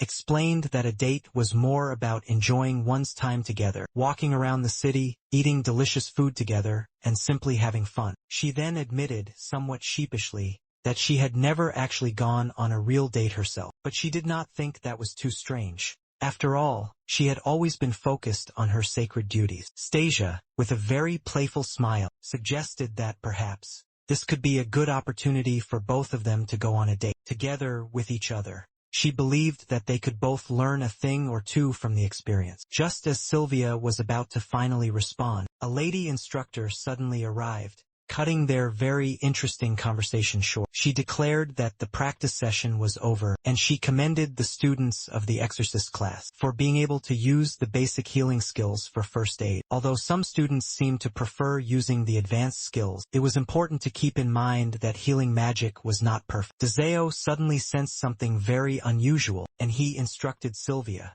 to be prepared to cast a powerful barrier for all the students, as something terrible was about to happen here. Sylvia was unsure of what Deseo was even referring to, but she soon realized that his demonic eyes had activated. Using his powerful eyes, he scanned the entire city and discovered a group of people rapidly approaching the bridge, and among them was the mysterious 11. She commanded all of the others to attack and to capture Sylvia. Sylvia was left in a state of shock upon seeing all of them. Everyone was shocked to see the mysterious girls, and then a sinister figure used her power to create a massive explosion. That was truly massive. As the smoke finally cleared, she locked onto her one and only target, Sylvia. Just as she was about to cast her deadly magic, Deseo intervened, using his soul prison skill to halt her. The girl was completely taken aback by this, and wondered why her powerful magic did not pierce through, but instead it froze solid right at her very core. She was astonished at how a simple student from the academy could possibly perform such a high-level and advanced skill. Meanwhile, Stasia, Renata, Sylvia, and all of the other students were covered by a protective light spell. The villainess saw the hero and, in pure desperation, she broke her own magic spell in order to escape, fleeing quickly off into the far distance. Sylvia was left completely stunned by this sudden turn of events. Renata, very confused, asked Sylvia what in the world was happening now. Sylvia replied that someone had just suddenly attacked the academy, but thank God that they were all now safe. The lady instructor instructed all the students to evacuate immediately. Renata turned to Sylvia and said that it was all thanks to her barrier, but she had accidentally left one person behind in the chaos. Sylvia looked around and realized she had forgotten about Levirian, who was now grievously injured. The building was now on fire, and 11 had cast an enormous magic circle over the entire academy, trapping them all inside of a powerful and dark barrier. As Sylvia realized that it was a dark element barrier, Deseo was already preparing to leave, and mentioned that he was now going. Sylvia rushed to stop him, demanding that he tell her which one of his demons he had ordered to attack the academy. Angrily, she told him she could not let him go until he confessed. She attacked him, shouting that she knew about the barrier and that the attackers were all using dark element skills. Only demons were capable of using such high-level dark magic. Levirian, completely enraged, stepped forward in order to protect his king, Dazeo, shouting at Sylvia to get her filthy hands off of his king. Sylvia retorted that he did not have the right to order her around. Levirian shot back, saying it was her who had dared to threaten his king. Dazeo, remaining completely calm, then interjected, telling them that there was not much time left. He then explained to a fuming Sylvia that he had absolutely nothing to gain from destroying the academy. Levirian completely agreed with this logical statement, adding that if it were up to him, he could have easily flattened the entire academy and the whole city, without so much as breaking a single sweat. Dazeo clarified that Levirian was not helping him at all. His point was that Sylvia needed to finally trust him, and to understand that he had nothing to do with this sudden attack. And just then, a loud announcement echoed, declaring that all resistance should now stop. They revealed that they were from the Demon King's own army, and had taken complete control of the academy. Dazeo and Levirian were both completely shocked by this stunning revelation. Sylvia, completely enraged, declared that she knew it and that a demon will always be a demon. But Dazeo quickly responded that it was not what this looked like at all. The enemy girls were now locked in a fierce battle with the noble students of the Templar class, who had been tasked with the job of holding off the invading attackers. It was now their sacred duty to defend the sacred ground from the demons. Edward, now injured and lying on the cold ground, lied to his comrades, claiming that he had no idea why his powerful magic was not working against the invading demons. Perhaps, he then said, that this was the final end of his legendary tale. Roland urged him to just hold on a little longer, but Edward, now resigning himself to his fate, entrusted everything he had left to Roland, and asked him to make sure the church knew of his incredible valor. With his last dying breath, Edward died. Roland rushed to his side in grief, begging him not to go. A girl watching from a safe distance thought that Edward had just passed away from a mere graze to his head. She began to question if Edward was ever worthy of the title instructor. Her thoughts were shattered by the panicked screams of her fellow students, cries for help echoing through the chaos. She turned to witness a scene of utter carnage, her allies lying defeated. The remaining survivors spoke in voices thick with despair. It was horrifyingly clear they were being completely and utterly overwhelmed. The girl wondered what kind of monster could be responsible for this massacre. Then, she detected Dazeo moving with breathtaking speed just behind her. Unleashing her power, she saw two phantom-like individuals, annihilating their forces with the swiftness of a lightning storm, all while bickering furiously with one another. She could not decide if they were saviors or absolute monsters. Sylvia, her eyes blazing with fury, confronted Dazeo, shouting why he was still shadowing her every move. He calmly replied that he was assisting her. He then pointed out that they had no idea if these invaders were even skilled in spell magic. She would have no choice but to crush them one by one with brute force, a tedious process if she were to attempt it all alone. The remaining students of the Templar class started their retreat, shouting that the great hero had saved them all. Once again, Sylvia turned to Dazeo with pure incredulity. She told him how completely and utterly unbelievable he was. She accused him of pretending he couldn't use his demon eyes, or telepathy to simply contact his own generals, and yet here he was, helping her now. Enraged, she screamed at him to stop his lies and get out of her way. But suddenly, Dazeo felt an overwhelming flood of divine holy power. Its pressure was immense. All the enemy girls were instantly vanquished. Dazeo, with a flicker of pure admiration, asked Sylvia if she could even handle the anomaly present inside the barrier, just as he would expect from a true hero. He remarked upon her power. Sylvia wondered who would do such a foolish thing, and declared that she was not some reckless child. Nearby, a mysterious lady was listening to their conversation from the shadows. Then, out of nowhere, Gale arrived,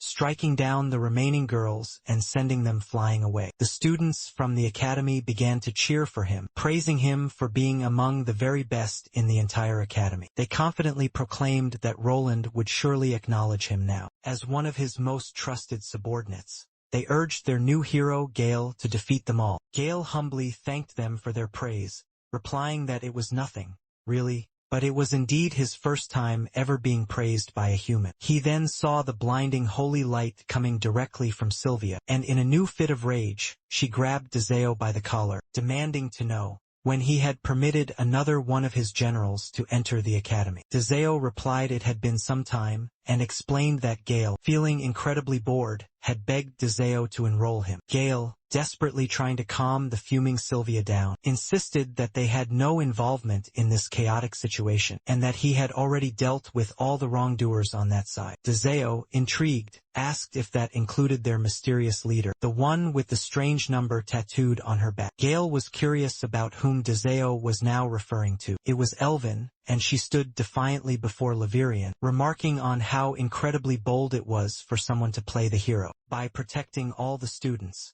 hiding away inside the church. She then admitted that she liked the youthful human voice because they always foolishly believed they could accomplish anything. Then she asked, "Shall we begin our little dance now?" Back inside the building, Stacia and a few others were working urgently to heal the many wounded. Stacia, with blood-soaked bandages in her hand, marveled at their impossible situation. She wondered aloud, "Isn't this a true miracle?" Ever since the evacuation had begun, none of the invaders had been able to breach the church's holy defenses. Another person mentioned that it was the protection of the goddess, and urged everyone present to pray even louder to Goddess Stella. Meanwhile, the powerful Laverian, visibly frustrated, stood guard just outside, protecting them all. He seethed, thinking to himself that those humans had no idea that he had single-handedly defeated every enemy who had tried to break through. If it were not for his king's direct orders, he would have gladly handed these ungrateful wretches over to the enemy, rather than continue to protect them.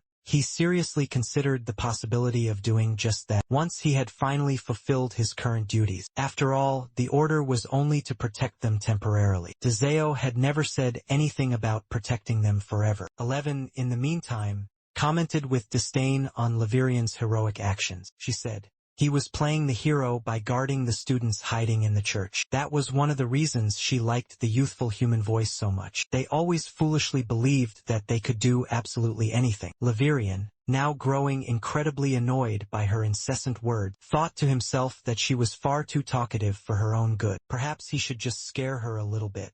He then used his immense power, attempting to intimidate her. "How foolish of you to look down on me," he sneered, his voice now dark and filled with a cold menace. He was not just some mere hero, but the first general of all the demons. Laverian wondered if she was the new hero candidate, and whether the church had secretly created such a clandestine program. It certainly made some sense that they would have the hero herself enroll in the Holy Church Academy. But this fact could not be ignored any longer. Laverian, now growing incredibly impatient, demanded that she not ignore him any further. He continued, his voice darkening with rage, that if this was how she wanted to approach this fight, then she shouldn't blame him for taking it seriously. And with that, he unleashed a powerful and destructive blue beam of light. Shocked, she gasped that even if he were a hero candidate, it was impossible for a student to produce magic of such incredible magnitude. The beam struck her, but she quickly regained her composure and said, "Magic is still, after all, just magic. Every single spell could eventually be broken." She then dispelled his powerful beam with a swift and practiced incantation. But before she could react any further, Laverian appeared at her side and asked if she thought he didn't know that. He attacked her again, but she narrowly dodged his assault by fleeing. As she looked back over her shoulder, she saw him closing the distance once more. He smirked and taunted her. "Do you think you can escape from me? You are not fast enough to dispel all of my magic." She retorted that it was dumb of him to think that dispelling was all that she was good at.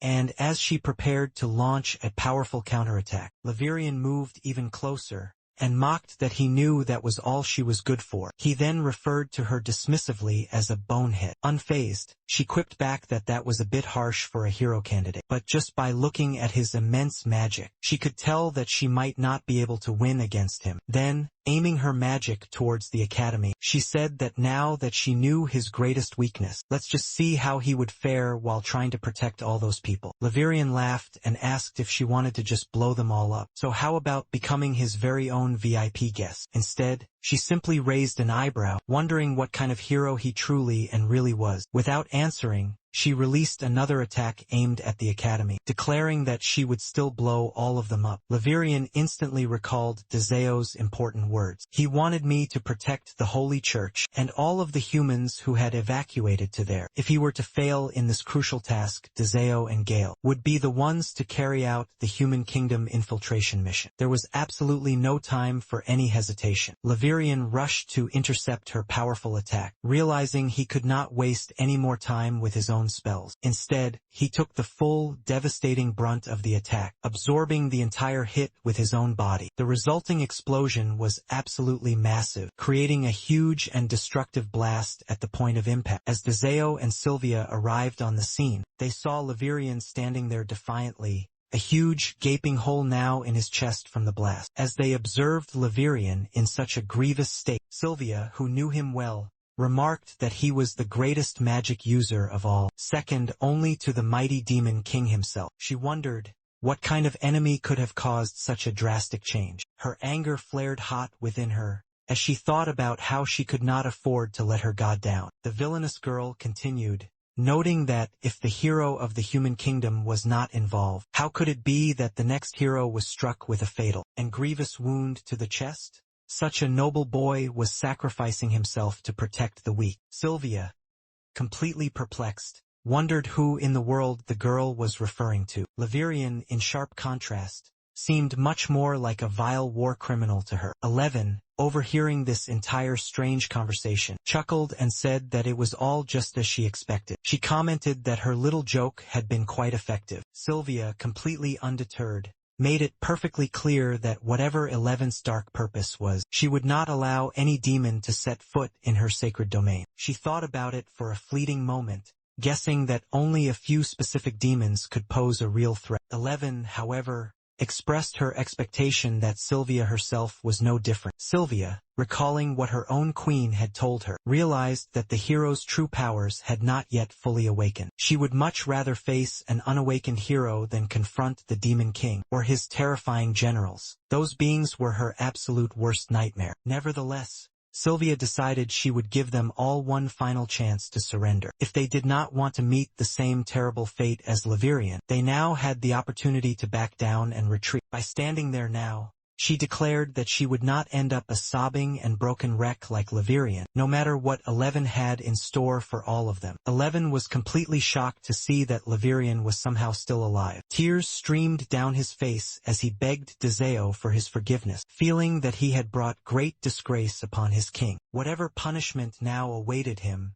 Levirian vowed that he would endure it 100 times over. But then, as if trying to atone for his great failure, he suddenly declared that he would accept it 1,000 times over, as long as Dezeo continued to keep him in his royal service. He swore an oath to make his armor 100 times stronger, and he promised to never lower his guard ever again. 11 stood there in complete and utter disbelief, shocked by the impossible sight. With such grievous damage, she was absolutely certain that he was beyond saving. She wondered what was happening in this strange place. Her powerful troops had all been defeated, and unbelievably strong students just kept on appearing. Now there was even a boy who would not die, despite a hole in his chest. She had been feeling a strange and very dangerous sensation ever since she arrived at the academy, but she had assumed it was simply due to the mere presence of the hero. She then declared that she had no idea what kind of cheap trick they had just used, but now that the real hero was finally here, she had no reason to engage with these mere academy students. She then ordered them all to leave, if they did not want to get hurt any further. Dezeo, however, corrected her. He explained that it was not a simple trick, but rather the intriguing effect of a unique dispel that had converted her seemingly simple attack. This powerful dispel had been potent enough to shatter Levirian's unbreakable dragon mana armor, which was specifically designed to counter ancient magic. Although his powerful armor had been destroyed, one of his many hearts had remained completely intact. To truly and finally defeat him, they would need to find the hidden heart, which was hidden somewhere deep within his very body. Sylvia was busy writing this all down in her notebook, noting that it was valuable insight for the human kingdom. She remarked that it seemed rather incredibly unfair that a dragon's heart could be split into 10 different pieces. Meanwhile, Levirian was now crying and telling Dezeo that he had just revealed his life's greatest secret to the enemy. If that was his designated punishment, then he would gladly accept it. 11 thought that the situation was growing stranger by the minute. A sinister smirk spread across her face as she reflected on the mana armor, the ancient magic, and the concept of dragon hearts. She wondered how these mere brats dared to mess around in front of her. In that moment, she decided to change her mind completely. She would now end them all right here and right now. Just then, Stasia appeared outside of the church. She noticed the sudden silence and wondered if the battle had ended. She was hoping that Sylvia and all the others were all right. 11 saw her and realized she was the one her queen had mentioned. She felt incredibly fortunate to have finally found her. Without a moment's hesitation, she captured Stasia and began to flee. She muttered to herself that she had now changed her mind. There was no more use in playing these childish games with humans. They were not even worth her precious time. As she jumped up in order to leave, she thought about the strange events that were unfolding around her. At least she had acquired her target, which would greatly please her queen. But suddenly, she felt an overwhelming pressure from the magic mana. A wave of fear surged through her, and she stumbled backward. She realized that she was somehow still alive, and wondered what had just happened to her. She felt as if she had been completely eviscerated for a brief moment. Then, she saw Dezeo, his eyes filled with a burning rage. She wondered if that was his true and terrible killing intent. Sylvia realized that if Dezeo were to unleash his true aura, it would likely have devastating effects on the entire surrounding area. But, to her great surprise, she noticed that he had focused his entire aura solely on their enemies, exhibiting an extraordinary and impossible level of control. What amazed her even more was how completely effortless he seemed while doing it. She could not help but feel incredibly foolish, forever thinking she could possibly protect everyone in the kingdom. She knew now that their survival depended entirely on his mercy. Lavirian began to cry, exclaiming that at long last, those pathetic mongrels would finally witness the true power of Dezeo. Meanwhile, Dezeo simply called out to his general, Gale, who was busy defeating all of the other hostile women. Sylvia noticed someone in the group, 11, wondering who Gale was. Without any hesitation, Gale rushed forward and knelt down before Dezeo, asking if he had been summoned by his king. He eagerly offered to eliminate all of the trash who dared to defy Dezeo. Sylvia, still caught up in her own thoughts, wondered about the raging tempest she now felt deep within herself. At that very moment, Ranida finally arrived, deeply concerned about Stasia's overall well-being. Stasia expressed her immense gratitude to Sylvia for her assistance. As Renata turned her full attention over to Gale, she studied him very carefully and asked if he was the infamous and brutal demon general. Gale, with a very slight smirk, simply confirmed that he was.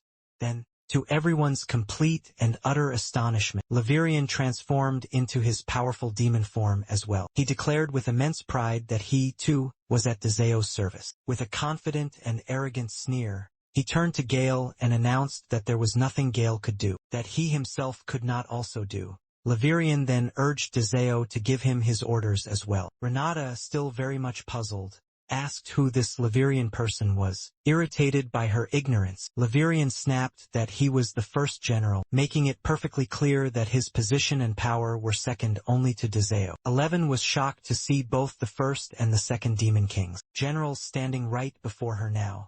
She began to sweat quite profusely. Dezeo informed her that her barrier's mana prevented him from using any of his time and space-related skills, including his devastating purgatory magic. However, he now needed to use it, so he instructed them both to cast their own powerful barriers in order to negate the enemies. He also emphasized that no one could get hurt during this operation, or else Sylvia would have them all expelled. Both Lavirian and Gale readily agreed, and Lavirian told the weakling humans to step back out of the way, as they were currently obstructing his path. Upon hearing his voice, Renata immediately recognized it as Lavirian's. Lavirian asked if she had only just now realized that. Then, he and Gale combined their immense power to cast a barrier, which greatly surprised 11. She marveled at the high-quality magic, noticing that it took a very unorthodox shape. It seemed like a complex series of enhancement spells all woven together. Lavirian then turned to Gale and sarcastically asked if he could even call that a real barrier, claiming that even demon children could perform much better than him. 11, still very unsure of everything, wondered if it was really just a simple barrier at all. Gale admitted that he was not particularly skilled at casting barriers. Laverian, now feeling a great sense of pride, teased Gale, calling him a fool for never practicing his own magic. He then wondered aloud how such a weak and pathetic magician had managed to become a general. Finally, Dezeo was now free to attack the villainous 11, and to observe how her unique dispel magic would actually work. 11, now deeply and truly alarmed, realized that both of the powerful generals were now bowing at Dezeo. This terrifying revelation only confirmed the intense killing intent she had felt. At that moment, someone told her not to worry about it. It was now her turn to face him. 11 was overwhelmed by the situation. It all felt completely insane to her, and she could not understand what everyone was doing here. She knew she could never possibly defeat them, so her only remaining option was to try and run. But her legs completely refused to move an inch. Dezeo used his immense power to strike directly at her, and she could feel the dense magic rapidly building up. She wondered how she could possibly hope to nullify it. She felt a deep and profound regret for failing her queen. Just as the powerful attack was about to finally hit, Sylvia intervened, causing the magic to collide with her own barrier. She glared at Dezeo and asked who had given him permission to rampage, especially by throwing a deadly beam of energy inside the academy. She warned him that if anyone got hurt because of him, she would make sure that he was expelled from the academy and that he would have no chance to learn anything there. Dezeo calmly told her not to interfere with his plans. Laverian, completely enraged, turned to face Sylvia,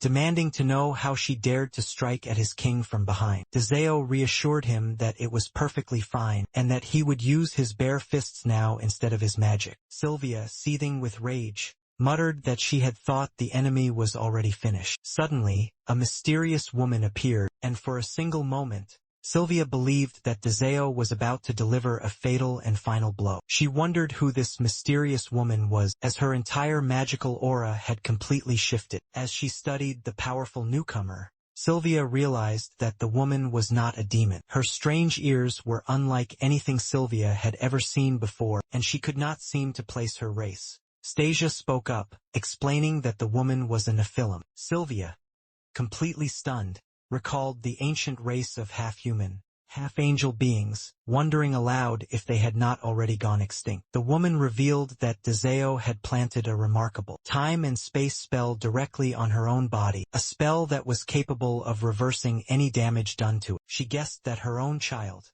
no longer had a chance of hiding their true identities. If the demon lord was willing to go as far as killing, and then resurrecting someone over and over again, and even torturing her to extract important information, then their situation was truly and utterly dire. Sylvia thought about Dezeo's true and hidden intentions. She realized that instead of simply defeating the enemy, he seemed much more interested in provoking her own innocence, perhaps in order to test her in some way. This realization filled her with a deep and burning shame for ever accusing him, and she considered apologizing to him later on. She felt it was something she now had to do.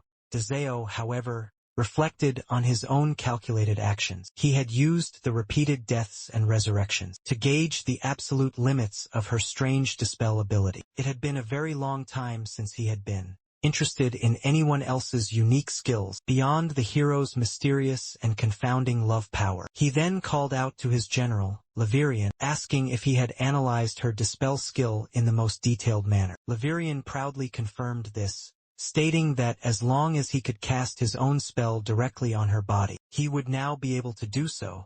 All he had to do was to capture her alive. The woman, hearing all of this, muttered that at least Dezeo was now showing some vague concern. Then, in a single, blinding instant, she disappeared, followed by another massive and deafening blast. The woman thought she had just been completely disintegrated before her powerful attack had even landed. Her entire body was gradually and painfully vanishing. But then, she suddenly staggered back, realizing that the speed at which Dezeo had activated his time and space magic was completely beyond her own comprehension. She could not understand how he kept on activating it, without so much as even moving a single muscle. Laverian explained that Dezeo's raw power was truly immense, even in his completely normal and resting state. His magical aura was so incredibly potent that it was untouchable by everyone, except for the hero herself, and it was destructive to all of his enemies. enemies. None of them would possibly survive his terrible wrath. In response, Sylvia launched a powerful blast directly at Laverian's face, furiously calling him a complete and utter stupid. She then commanded to know which part of not using magic he did not seem to understand. She then warned him that if he did it again, she was completely done letting him have his own way. Dezeo, completely unfazed, thought to himself that if he reduced his magic to just 0.001%, it would then be completely safe. He then turned his full attention to the girl, asking her about the nature of the counterattack. As he punched, Sylvia cried out in a state of utter confusion, questioning what on earth he was now doing. Laverian, however, expressed his deep and profound admiration for Dezeo, acknowledging the incredible precision of all of his actions. Despite that, the sheer magnitude of Dezeo's power was so completely overwhelming that all of the students were packed into the barrier for their own protection. One boy, feeling the intense pressure, thought that keeping the holy barrier intact might be even more dangerous than simply letting it break. Suddenly, a truly massive blast erupted from within, shattering the holy barrier and sending it spiraling towards the mountains. Lucia stood firm, determined to protect the Lady Saint, insisting that it was her sacred duty as a member of the heroes' party. She could not possibly allow the saint to fight all alone. Some knights appeared, urging Lucia to stop her actions. They acknowledged that she might be the strongest paladin in the entire kingdom, but even the combined forces of the mages and knights had been unable to so much as scratch the unique barrier that the mysterious demon lady had put up. Lucia replied that she knew of the great challenge, but just then, they all witnessed a massive blast strike the barrier, shattering it completely and entirely. Sylvia commented on the utter destruction of the academy grounds. As the demon lady fell, Laverian remarked that, despite taking a direct hit from the hero's powerful holy fire, his side of the combined barrier had withstood the attack much better than hers. Renata, watching the entire scene unfold, thought to herself that Laverian certainly had a lot to say. Dezeo then descended from the sky above, declaring that it was now all finally over. Sylvia, feeling the immense weight of the situation, murmured that her entire career as the kingdom's hero was now finished. Dezeo reassured her, stating that no one had been truly harmed, so there was no need at all for her to worry. The demon lady slowly rose back to her feet, marveling at Dezeo's incredible and overwhelming power. She noted that even their regular punches contained such harmful mana, capable of destroying a body down to its very single cells. If not for his powerful time and space magic, there would have been absolutely nothing left of her. She admitted that she truly had not stood a chance against him. Her clothes were now completely burned off of her body. Renata, with a very somber expression, closed her eyes, her worried gaze falling upon Laverian. The lady, her voice now weak but still resolute, whispered that she had now bought them enough time. Dezeo wondered what the demon lady had possibly meant by her last words. Lucia approached Sylvia, asking if she was feeling okay. Sylvia, still taking in the entire chaotic situation, noticed the royal guards were now arriving swiftly and wondered how they had managed to get there so very fast. She then instructed the others to blend in and act as normal students. Dezeo, Laverian, and Gale all reverted back to their normal appearances. Lucia, still trying to understand the situation, asked about the current situation, and if Sylvia had managed to apprehend all of the perpetrators. Sylvia nodded, confirming that she was currently helping the students. Dezeo then approached her, acting unusually and strangely formal, thanking the great hero for saving him from certain death. Sylvia found his polite tone to be very unsettling. She felt that his words did not sound at all natural. Laverian, clearly very much frustrated, kicked Gale and remarked that while Gale might be a weak human, he was still better and more useful than him. Sylvia thought to herself that Laverian was not even trying to hide his immense irritation. Renata and Laverian then excused themselves from the group, heading off in order to assist all of the others. Lucia, using her special eye power, immediately shouted out the name of the great demon king. She then rushed directly towards the unsuspecting Laverian, accusing him of thinking his perfect disguise could ever fool her special eyes. She could sense the dark and malicious aura that only a demon could possess, and she declared that he did not dare to stand so close to Sylvia. Sylvia, reflecting on the entire strange situation, realized it was not their poor acting that had given them all away. Laverian, with a very confident smirk, explained to Lucia that she was intentionally targeting him, even while she was shouting the name of the actual Demon King. He was not surprised, as he was there to defend his king. Lucia, completely undeterred by this, replied that only the truly wise truly understood their own power. She believed that the only one who stood a fighting chance against the Demon King was the great hero herself. So, she had aimed for the absolute weakest link in the chain. Laverian, with a single raised eyebrow, asked her whom she had just called the weakest. Lucian then pointed directly at him, declaring that he was the demon who could only use his magic. Laverian, completely unfazed by her insult, responded that such an assumption was a very grave mistake. As the first general, his strength went far beyond just his magic. He advised her to target Gale instead of him, as he was truly the weakest one among them all. He then wondered what kind of human would prefer to fight a demon with the absolute strongest physique, rather than one with immense and powerful magical power. Suddenly, a powerful and blinding beam of light shot directly toward them. Sylvia quickly invoked the powerful Sanctuary of Light in order to counter the incoming attack with her own, but she was not able to fully and completely neutralize. The powerful beam spilled her own blood in its terrible weight. Dezeo, observing the intense clash of power, marveled at the sheer and utter intensity of the strange magic. He realized that it was so powerful that he had not noticed it earlier. However, Sylvia had somehow sensed it coming, and he could not help but wonder how she had been able to detect it. The other students watched on in a state of utter confusion, completely unsure of what was now happening to them. Lucia called out to Sylvia in a panic, and Renata informed her that Sylvia was barely able to hold her own ground. Lucia, still completely puzzled by this, wondered where the powerful attack had possibly come from. She had not sensed any malicious intent in the entire area, and she immediately ordered the guards to search for the hidden caster. Gale, observing the entire chaotic scene, was surprised that the king had not seen the attack coming. Laverian, with a hint of sudden understanding, explained that it must have all been part of Dezeo's grand strategy, to weaken the hero and then to attack her at her most vulnerable. Just then, Dezeo teleported directly near the injured Sylvia, and Laverian remarked that Dezeo was now about to finally act, offering his full and unwavering support to his king. Sylvia, now struggling to stay upright on her own, realized that Dezeo must have surely recognized that she could not move or defend herself in her current weakened state. If he had intended to finally end her life,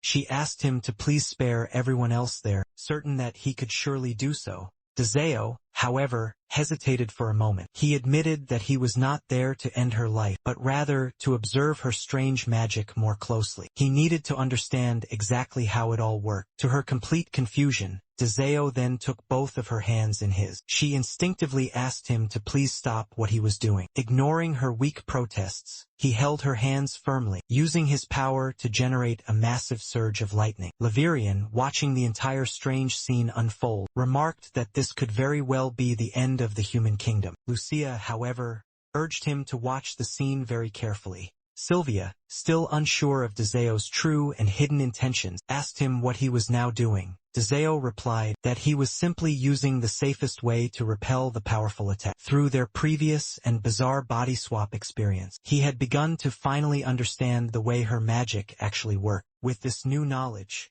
he had come up with the idea of sensing their individual magical flows in order to create a single, powerful, and unified magical skill. Sylvia now felt that Dezeo's powerful magic was flowing through her, and yet, somehow it felt both familiar and incredibly safe. She could not help but want to pour all of her own immense power into this one incredible skill. Together, they used their combined power to create a powerful barrier that easily stopped the incoming and deadly beam of light. After the powerful attack was finally neutralized, they stood there together, victorious, a true miracle in itself. Gale, still processing all of the recent events, remarked that he had thought the king was about to defeat the hero. Laverian, scoffing loudly, asked his comrade if he was stupid.